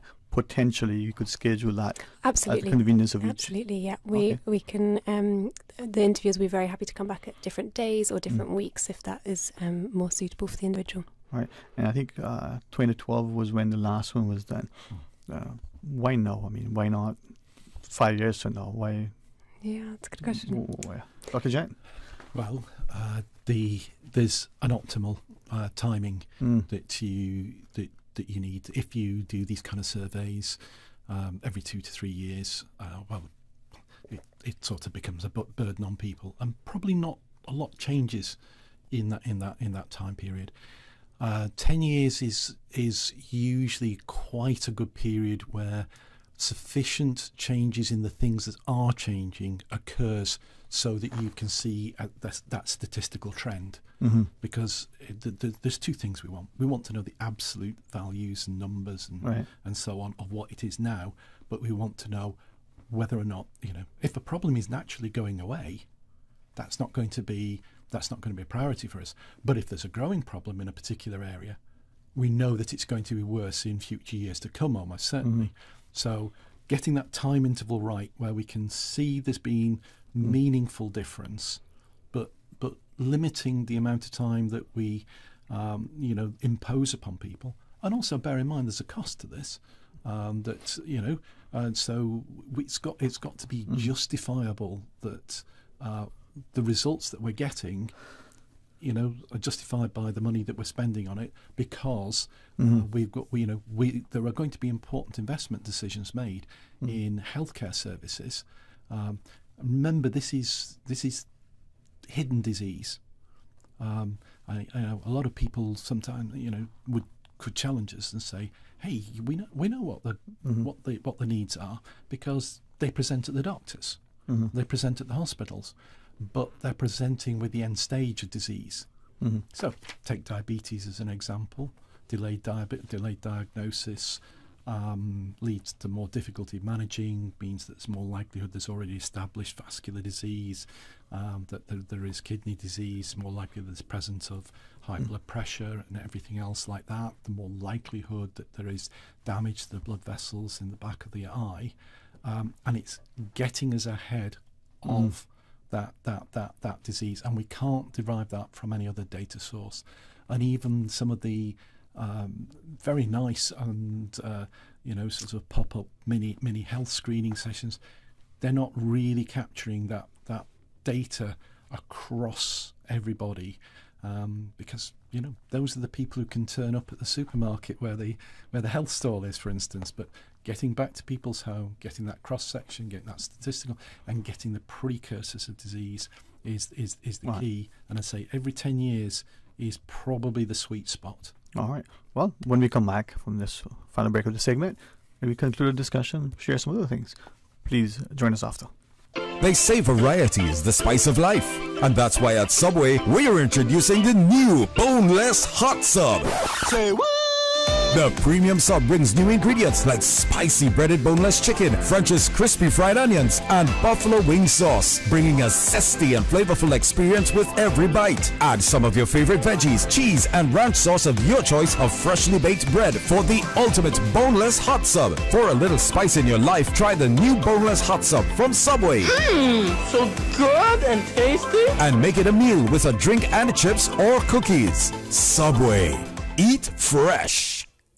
Busy, busy, busy. Feel like there's not just enough hours in the day.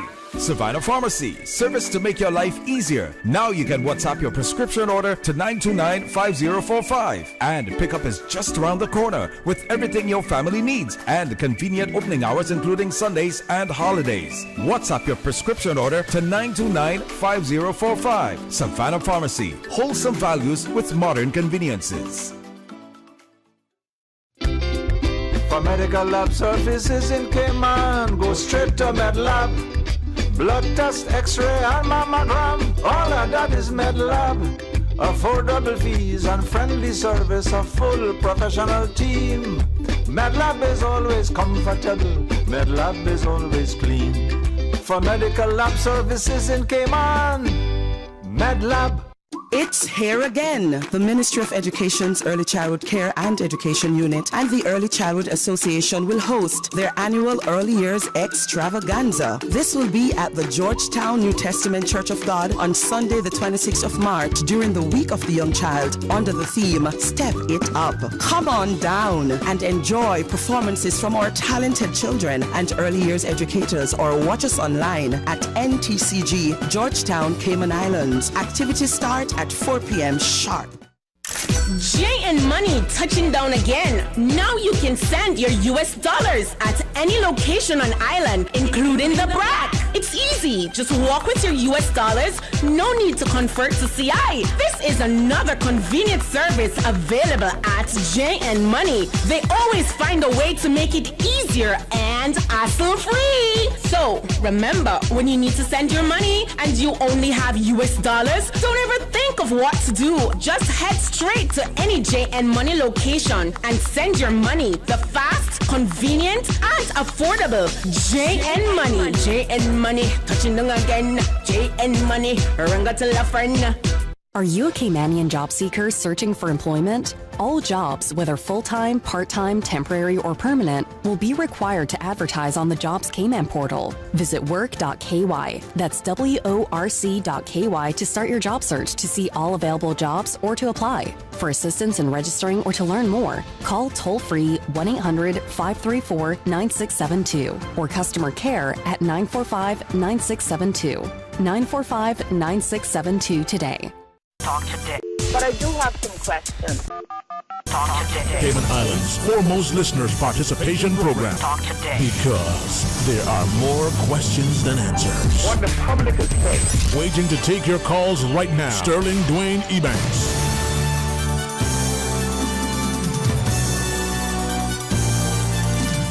Hey, good afternoon, welcome Mike, and thanks for joining us, and thanks to our CMO, and thanks to Ms. Rachel for joining us. And hopefully as we look at the STEP survey, as we start to, with great respect, ask why and ask when, and then not just ask what, but partner to ensure that the impact and the output is something that is beneficial now and 10 years from now.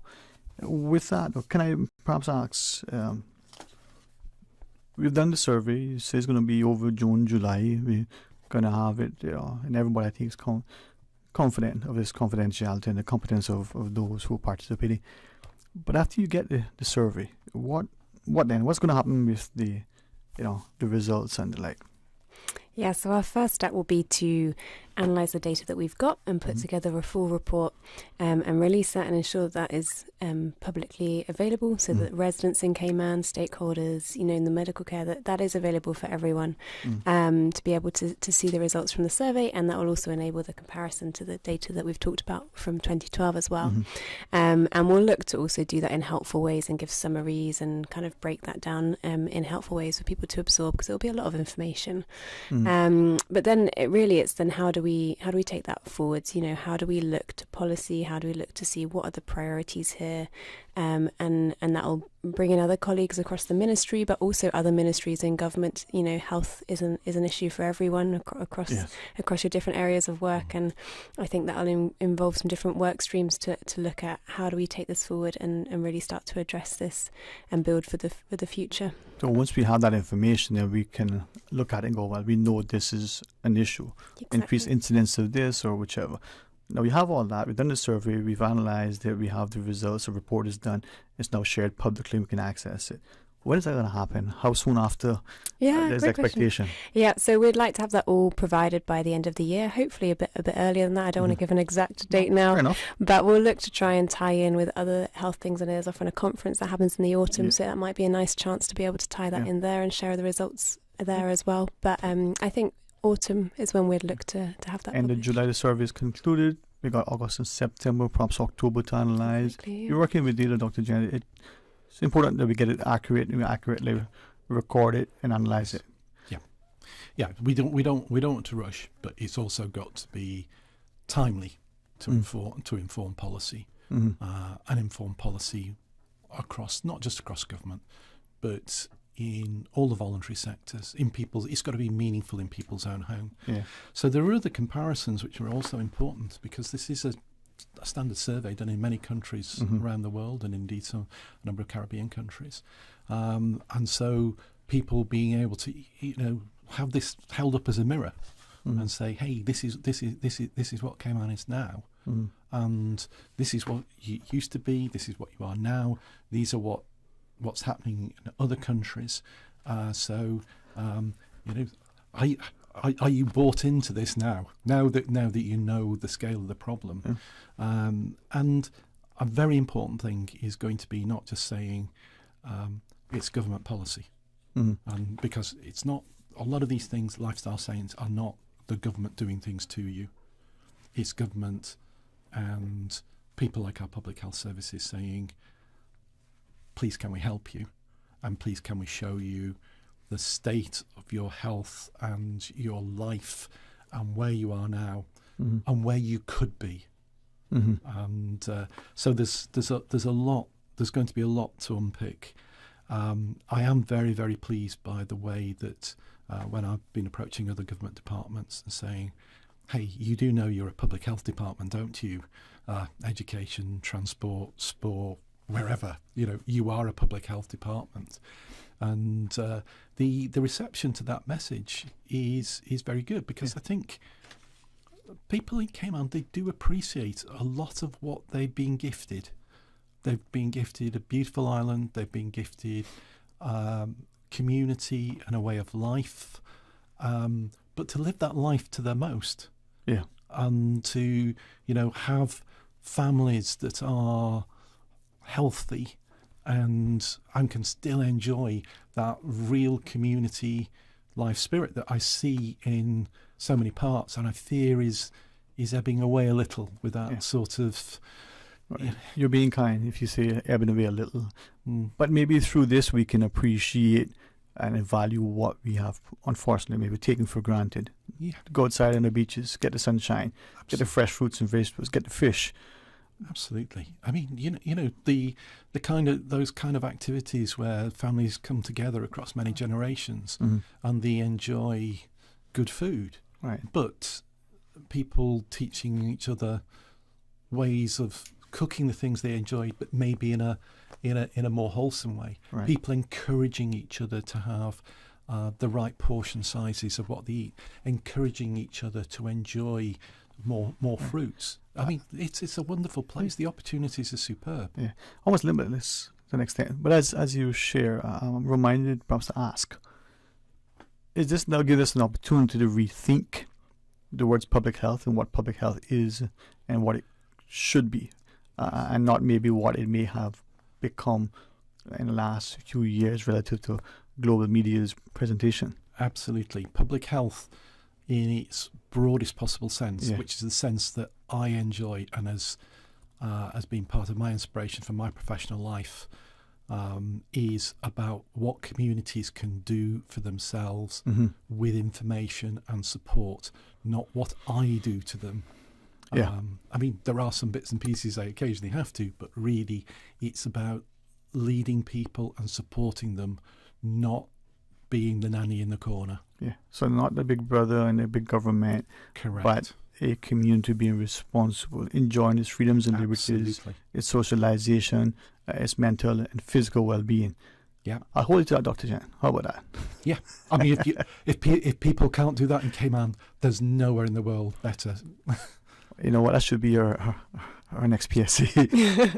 Before we ask Dr. Jen for the final thoughts, I know there's a meeting in the wonderful, tranquil, peaceful, as my friend called it, the easy side, coming up very shortly, Ms. Rachel. Yes, so we're going to be attending all the districts to try and share information, answer any questions that the public might have about the survey. So we're starting that next week, Thursday evening. We'll be in East End meeting at the East End Civic Centre from 6:30 to 7:30. We'd love to see as many people there that are around and able to come out and meet with us, and we'll share some information as we've done today and take any questions they may have. All right. Well, would love very much to be available through this platform to help you with your promotions, publication, to ask for any assistance that we can. If it means improving our health and well-being, education is primary. Anything finally, Dr. Jet, you may want to share with us quickly? Just simply apologise in advance for imposing ourselves upon you. It is critically important that for the future of not just the people alive now, but for the generations to come, that we get this quality data to make sure we've got the right information to help us all to live better, fuller, happier lives. So please, when somebody comes knocking at your door, do welcome them in, and give us that bit of time. You will be investing in your own future and your children's future. Well, thank you both very much. Enjoyed the rest of this truly wonderful Wednesday. And as we have an opportunity again to chat more, not just the data collection, but I'm certainly interested in the analysis and to see what happens after that. Absolutely. So, all right, to our listeners, he comes from the Lions Club of Grand Cayman. Will he be wearing a crown? I'm told he might, Want to know who and why? Well, join us after the break. Satisfaction is guaranteed 24 hours a day, whether it's music or information. From Grand Cayman to Cayman Brac to Little Cayman, we've got you covered. You ever hear a thing like that? Radio Cayman in the Cayman Islands. Today's biggest news.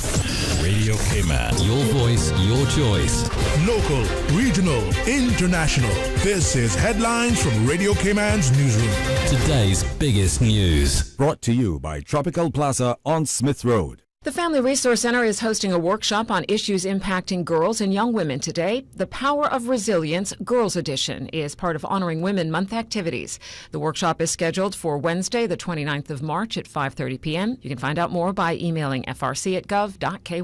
Turning to international news, U.S. officials are reporting 2 more deaths and additional cases of vision loss linked to eye drops tainted with a drug-resistant bacteria. The eye drops from Esri Care and Delsum Pharma were recalled in February, and health authorities are continuing to track infections as they investigate the outbreak. In the latest government tally, 68 people were dosed with infections from the bacteria, which has now caused a total of 3 deaths and 8 cases of people losing their vision.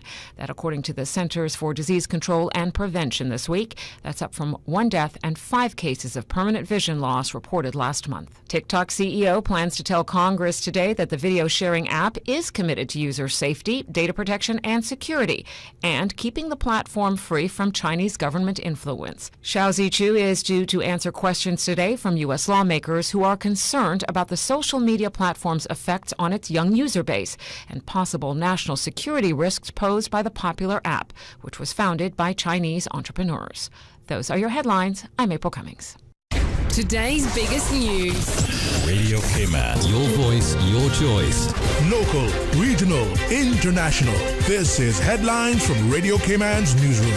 Today's biggest news. Brought to you by Tropical Plaza on Smith Road. Cayman Queens. Your nails say everything about you without saying a word.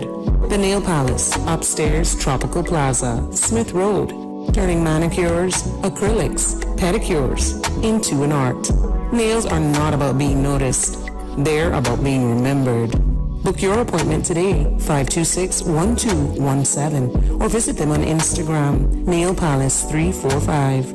The Nail Palace, upstairs Tropical Plaza on Smith Road. Great nails don't happen by chance. They happen by appointment. The Nail Palace, 526-1217. Things come up. That's life. But it doesn't mean I can't show up. From a runny nose, stubbed toes, to earache woes, headaches, backaches, and tummy aches. When things come up, Best Health Pharmacy over-the-counter solutions get you back in the game. Best Health Pharmacy, located at Crown Square Plaza on Eastern Avenue, across from Edie's Decor. Best Health Pharmacy, your health, your convenience is their priority. Best Health Pharmacy also offers free prescription delivery anywhere in Georgetown and West Bay. Call 949-1301 or WhatsApp your prescription to 924-5358. Talk today. But I do have some questions. question.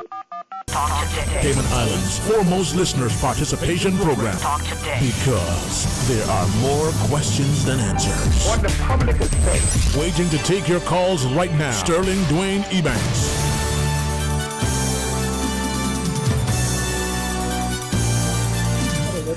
Hey, good afternoon and welcome. Thanks very much for joining us. And it's always a distinct pleasure to sit here.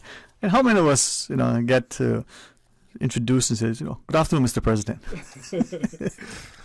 Well, the president of the Lions Club of Grand Cayman, Mr. Mike Havlin, I wanted to be able to call you friend. I'm more than honored and privileged to know that not only your commitment to the community through serving through Lions, but as an educator and as a math educator in particular. Thank you, sir, for it. Thank you very much. Yeah, it's been a good week because, of course, Monday was the official grand opening of John Gray High School. So we had a lot of dignitaries there, VIP opening, and it was fabulous there. Having been there 28 years, it was really nice to see. Pull that mic a little bit closer, please, Mike. Mike, pull the mic closer. Yes. And then the Tuesday before was National Pie Day. Yes, we did do something for Pi Day. We had the use of the new school's staircase. You must get a view of it. It's definitely worth a tour for everybody out there. All the listeners need to come and have an opportunity. I did two things for Pi Day. I had Professor on and we talked about it, but I also had a piece of pie. Okay. And then I cut it in the shape of a pie. And yes. No, but yes. I share that to ask our listeners as they draw attention to recognize that community partnership that we have, and with the Lions Club of Grand Cayman in particular, it's important that we see and celebrate the work of so many of us in our community, not just attending meetings and not just coming to workshops, not just doing some of the community projects, but facilitating so much over the decades. The collective hours and the value, I think sometimes is almost incalculable. Yes, indeed. I mean, it's 50 years. Mm-hmm. That's some going. Yeah, man. So share with us. I would, if you would allow me, almost as I did, prior to the break, because of the email I got earlier, expecting you to be donned in your sash and crown. Yeah, but honestly, our reigning Miss Teen, Brianna Livingston, has had a very packed schedule, and she really gets a lot of call-outs. And compliments to this wonderful young lady, wonderful representative. When she goes out, she's representing the youth. She's representing Leos, representing Lions, and she's representing herself and her beliefs, and empowerment, and also self-esteem. And everything that goes with Brianna really sort of just is just a package, and it's an awesome package. And so she was going to come on today. She's not well today. Yeah. So she was going to come on today to promote this coming pageant and a very impending deadline, which is the 31st of March, where we're hoping applications would come in. Right. For the next pageant. Well, and as we talk about many of these Lions, hopefully we'll remind listeners of that as well. But there's so much that, our service does, and with great deference to all of them, focus specifically on Lions Club of Grand Cayman, that has been achieved in the last 50 years and much promise and potential for the next 50. Yes. So, yes. I'm excited. I mean, if he doesn't mind, DJ Lynn is, a fellow Lion. We have, Miss Paulette and Miss Norma. And so that family, I'm expecting any day to come in and to actually see a Lion in the studio. Well, you know that we had the National Heroes Day, and a certain close family member of yours went on stage to receive a Heroes Day award on behalf of somebody close to your family. And this is it, man. That spirit, and to be able to watch and to see so many deserving recipients in terms of their commitment to the community, their giving. One of your members, Lane Kobe, Harry is still a relatively young fellow. He might say he is, but relatively, and yet so many. It speaks well. He's actually the most recent life member of our club. So yes, 20 years, 20 years. Yes, indeed. Yeah, and he actually told me to come on to remind you that with regards to the Delano Hislop event. We have a few things to say. We will, man. But thank you for this, and I'm saying that to share that as I reflect on the conversation just prior with Dr. Jen and Ms. Rachel. This is a very dynamic, vibrant community, and we need to be mindful that the things that have transpired in other jurisdictions decades ago, centuries ago, things that they wish may not have, gone by the wayside, that are now lost, we too can be subjected to the same thing. It's not just a tree or a wall that is no longer in existence, whether through a man-made calamity or natural disaster. It's the camaraderie, it's the sense of community and commitment and concern that we have for a fellow citizen. And whether we support, say, Lions Club through the Benzarama Initiative, or whether we help them through some other partnership with the Pace Walk, or whether we support anything, it comes back to us as a community. And when you can look back. So I'm excited to hear through you some of the things that we can do, we have done, and what more may be expected. Thank you. Well, we also give back where we seek a little bit of a contribution, but we also give back the exciting things. For example, the Community Breakfast Initiative, which is actually going to take place again this Saturday. Yes. So we have Lion John and the team, and Brian Barnes and so on, cooking up a storm. Yeah. And I've heard it on the radio with an advert. So we've got our fried fish and fritters, our liver and onions, our ackee and saltfish, and our very special turtle gumbo. Yeah, your fellow Lion, Miss Carmen Godfrey, sent across the promo for us. If I remember it, and we circulated. This must have saved number calories for that day. Yes. That's 7 a.m. on Saturday, right? Yes, sir. All so right. That gets sold out. So make sure you turn up for that. Yeah, and of course, that's not a money maker. That's just serving the community. Sort of, make sure that the local breakfast items are served, and you're coming out for that. It's not about the money. It's about coming and there's some of us who, for whatever reason, we can't attend, but someone goes on our behalf. There's some who come to pick up. And what is expected to be maybe 15, 20 minutes, 2 hours later, we're still chatting and having fellowship. Yes, totally. And that's what it's about. So little things like that are not so little, they're actually very significant. So that's on this Saturday. See, there's always something good happening, right? Yes, indeed, yeah. We've got, on the following day, on the Sunday, we have a meet and greet for the Miss Teen.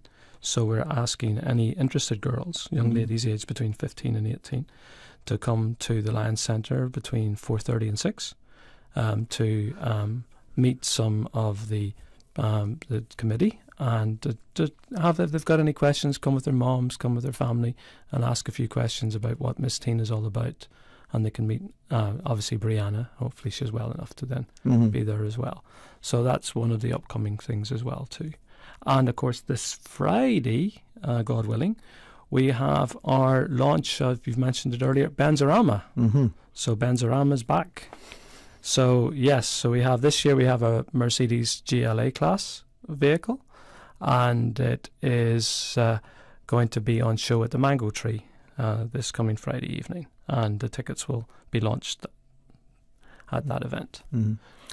And again, not only is it an opportunity to support Lions, and but you can see the actual tangible outcome of that support from the health initiatives, to the construction of healthcare facilities like the Lions Eye Centre. But we've seen the health and wellness through the Lions Pool, for instance, and the eye clinic, I say eye centre, clinic, but those are the things where the community's effort is very, very, very, impactful, and your little bit in your mind, whether that is $1 or 100 million, combined with someone else's $1 or 100 million, it's compounded. Yes, yeah. We honestly, this year we want to put it on the back of the tickets when we sell the tickets. What we do, because some people don't see what we do. And we don't want to hide our light under a bushel, really. No. So the site screening in the schools, the social services we do with the pantry. The housing restoration, Christmas, of course, has been and gone. Big Brother, Big Sister contributions, the spelling bee we've had in November, Pines support like a lot of other companies, and then prostate and colon cancer awareness. With you mentioned as well. Yeah. So there's a lot of things as well, plus the pantry. And as I listen to you, there are many of us who want, either as individuals or as corporate bodies, to be able to partner, to get on board in some way. And they are offering quite varied. There are things that we can adopt, quote unquote. There are things that we can make our commitment, whether it's the social group within organizations, whatever that's called. We can assist ours. Or that would be very good, and that would be a great opportunity to consider Lionism, as a potential route for voluntary service. So if you come out as a guest of a member, come out and volunteer to support, maybe come and serve at the breakfast, and then maybe come to some meetings and see what it's all about, and then maybe consider joining us in some bigger projects. Some of the deliveries to the districts, come out and support us with the awareness campaigns, and then maybe join Lions. Yeah.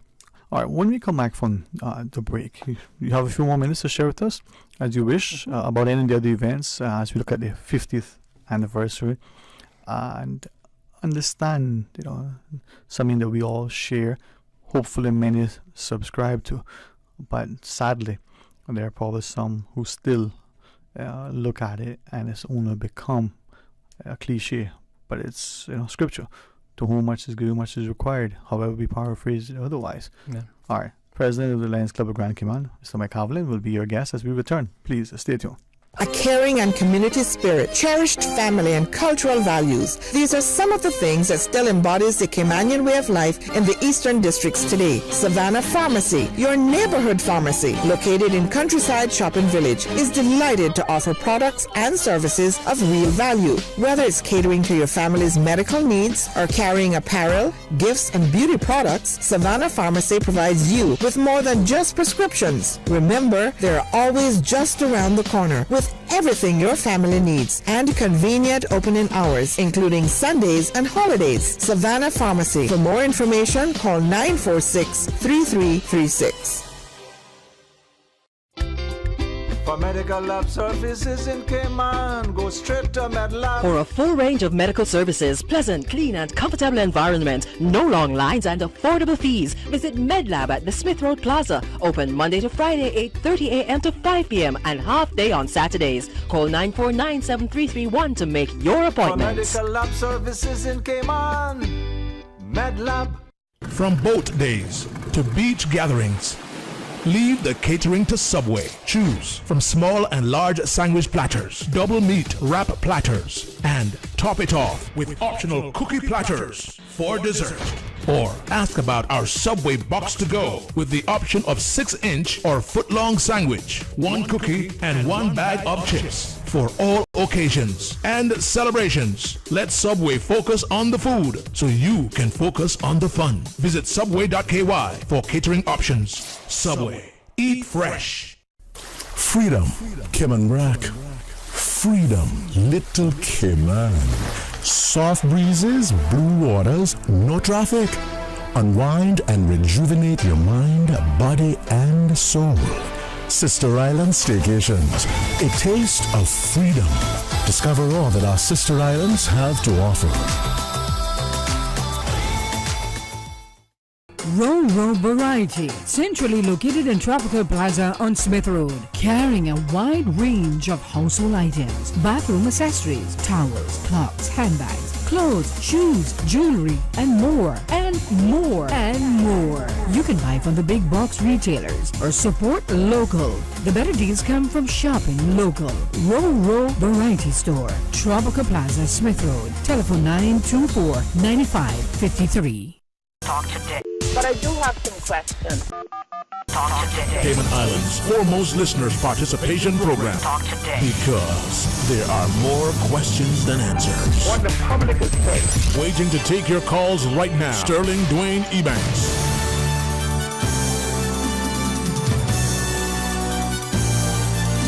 Hey, good afternoon. Welcome back, and thanks for joining us, and thanks too for this opportunity. That, if you would allow me, as the now president of the Lions Club of Grand Cayman, and his 50th year Lion President, Mike Havlin.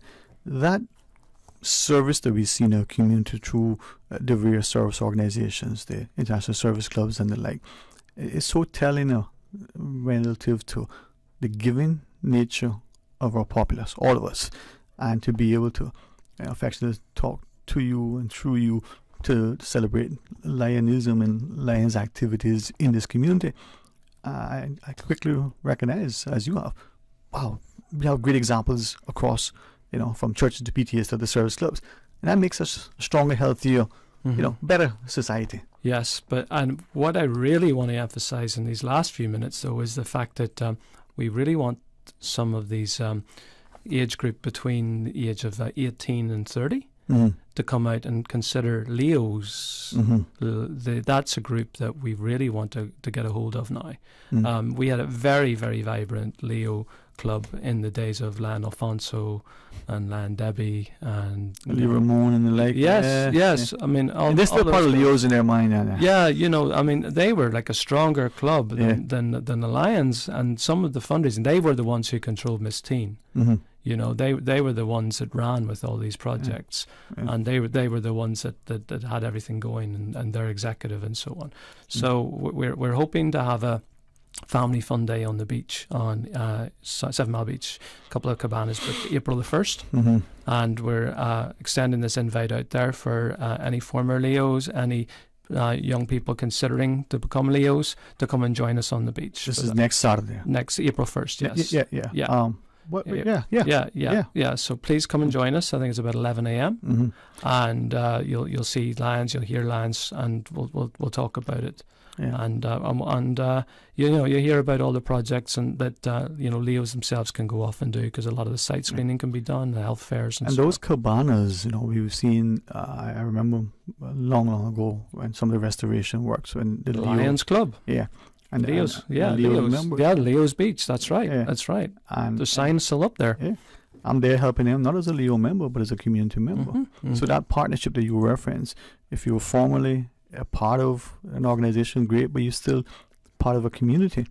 You give 2 hours of your time, or you give, tirelessly. It makes a positive impact. Yes. So I'm glad through you we can celebrate that sort of spirit of volunteerism. Yes, as I said, we all are getting older. Well, somewhat. And this 50 years means I'm 50th president, but at the same time, we want to see some of these Leos become lions and take on roles that in the board and take us into the 6th decade, 7th decade. Yeah, and that happens not just through succession planning and continuity, but it happens when a community understands and values service. Indeed. So it's amazing. And so for now, with regards to that, so we've got a couple of things then to talk about. So we've got a couple of education nights in April for prostate cancer awareness. The Bodden Town is the kick-off on April 17th. Cayman Brack, we're going to go over to the Brack for the 20th of April. And that's the night before the Brack swim meet, because of course the swim meets are also part of our portfolios. So we have one there, the George Anderson swim meet, and then we have that's been put forward because of the coronation of King Charles, because normally it's about the 6th of May. So we can't do that this year because it's an early rise for everybody to celebrate King Charles. So that's that April day. And then we have April 29th, we have the White Cane Collection, street collection. So that's shaking a can on the street. And then, as I said, going forward, hopefully we'll have our pageant trainees, all about Miss Teen here now. For the last few minutes, I just wanted to sort of say, please, young ladies out there, aged 15 to 18, consider Miss Teen. It's a fabulous experience. Now, since I don't have Brianna here, I will speak on the behalf of the former Miss Teens out there, even Miss Donna Bush, for example. Yeah, we could talk about those kind of talents that are on our shores. I really appreciate you sharing that, because now you're reminding her Miss Teen days. Someone just recently called her a legend. I'm not even going to go there, but you know. But you're right. Yeah, the talent is there. Yeah, there you go. You know, so I mean, you know, that's a real sort of stomping ground, a real learning, and how, you know, you get your etiquette training, you get your ability to speak in platforms like this, share your own platform. You know, come across so divinely, if you like. And basically talk, you know, in forums like Youth Flex, you know, about the youth point of view, because you know, you and I can't talk on the youth point of view. Well, one of us can't. You know, the other one might be trained. Yeah, no, yeah, you know, that's the kind of thing. So you know, we want to spread it out there. It's that environment that we create that nurtures. Yeah, you know. yeah, and we do encourage, you know, the Miss team to come out and join us at events, you know, because you know it's obviously you know, when we're going off to raffle off tickets and so on and so forth, it's always nice to have, you know, these young people see what we can do as well, and why we do it. You know, why we're going out there gathering these funds, so then we can give it back to the community. But as you referenced just then to that, and I'm so grateful you're willing to take time out. When I know as an educator, you know, you have your lessons. You also have, you know, to go back and mark work and you know, do the things that teachers do, right? So thank you for that. But you reference, you know, so casually and nicely. Well, we have a Ben's coming up for the Benzorama, and Fridays. I'm kind of interested to maybe tell the listeners a little bit more about this. Yes, thank you. So GLA, people don't really know what that stands for. So it's a 1.4 litre 2023 Mercedes sports executive, and it's got a Geländewagen, German for off-road vehicle, right? So it's a sports executive, right? Okay. And A-class. So it's first prize in the raffle, and second and third prizes are the $5,000 in cash prizes, $3,000, $2,000. And the tickets are going to be available at the usual locations off of Lions, and we'll have other locations. So $25 a ticket, 3 for $65 and 5 for $100. So that's the plan. And we will be having the vehicle on site. So the vehicle will be visible at the Mango Tree and at 5 other locations during the summer. And the draw will take place on September the 9th.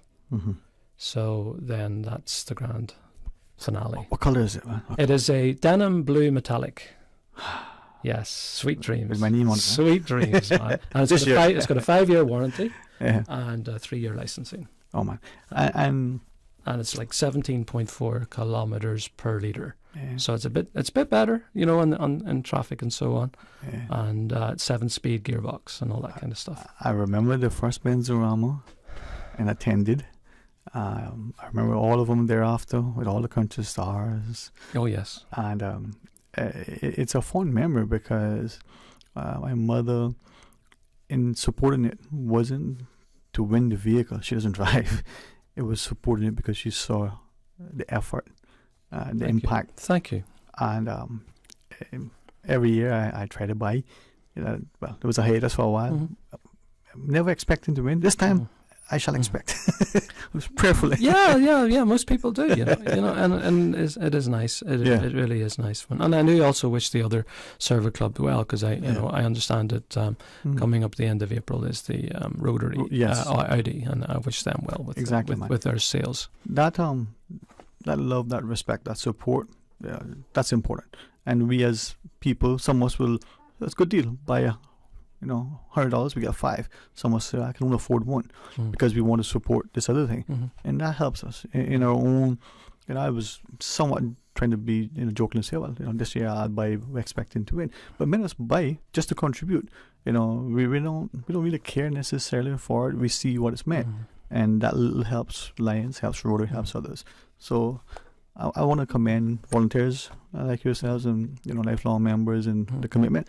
But for the community, for partnering and supporting. Thank you. Well, I mean, I can't go without saying also that we have support for our sister club, the Tropical Gardens. Yes. And they also have a raffle. I went to their cricket recently as well, where they were selling off raffle tickets for their event, which are available until the 31st of March. And those raffle tickets are for 25, and I think their first prize is tickets to LA, to all expenses. And I believe again, their proceeds are in aid of CEDA and LCI, which is the Lions Club International. So CEDA is the Cayman Islands Diabetic Association. Yeah, like many of us, we buy, and thanks for supporting that, thanks for promoting that, and thanks to the community for assisting in so many ways. And I'm hoping that the spirit of community and of volunteering will continue to resonate within us. Yes. Oh, and the Cayman Brack Club also have raffle tickets going right now. So please, I think their tickets are $10 and 3 for $25. All right. So please, again, support the Brack. There you go. I won't even venture to joke today because I tried that day with my good friend Tisha, and I still may be reading from that. So let me leave that alone. Have you bought your tickets for the Brack raffle yet? No, I have not got that one. Oh, you need to buy your tickets for the Brack. I haven't. I got the others, and I'll get more. And it's all about trying to share the love. Thank you. Indeed, it is. Yeah, I mean, and I said every single penny, 100%. I mean, nothing that we do is coming back to ourselves personally. And it's all about these community projects. Well, Mr. Mike Havlin wears many hats as an educator and as Lion President. Thanks for coming across to us. Thank you, sir. And publicly again, congratulations to the Lions, for 50 years here, and to see this continued positive impact across our country. Thanks very much. And can I also give a quick shout out for yesterday, our birthday boy, Principal Jonathan Clark. Yeah, he got a good opening on Monday, so a perfect birthday, pre-birthday gift, huh? Yes, sir. Thank you again, Mr. Mike. Thank you so much. And to all of our listeners, we've got a wonderful program in store. We have the excellent company of His Excellency join us tomorrow, and then the good folks. We better tell you about that after that. So, what better to do on a Thursday afternoon? I can't think of many things that would be as good as joining us, and especially when His Excellency starts off with the show. So that's tomorrow. All right. Enjoy the wonderful, beautiful, blessed place that we call home as we live and work. Let's do our part to keep it clean and safe, stable and serene. Let's understand that our hands and our hearts, when joined together, can make a meaningful impact if we have love. Until tomorrow, be blessed. Talk Today is brought to you by Subway, open 24 hours in Countryside, Anderson Square in Georgetown, and Centennial Towers in West Bay. And by the Ministry of District Administration, Tourism and Transport. Explore your history, explore your land, explore your sister islands. MedLab in Smith Road Plaza, your complete medical laboratory solution. Call 949-7331. And Savannah Pharmacy in Countryside Shopping Village, convenient opening hours including Sundays and holidays.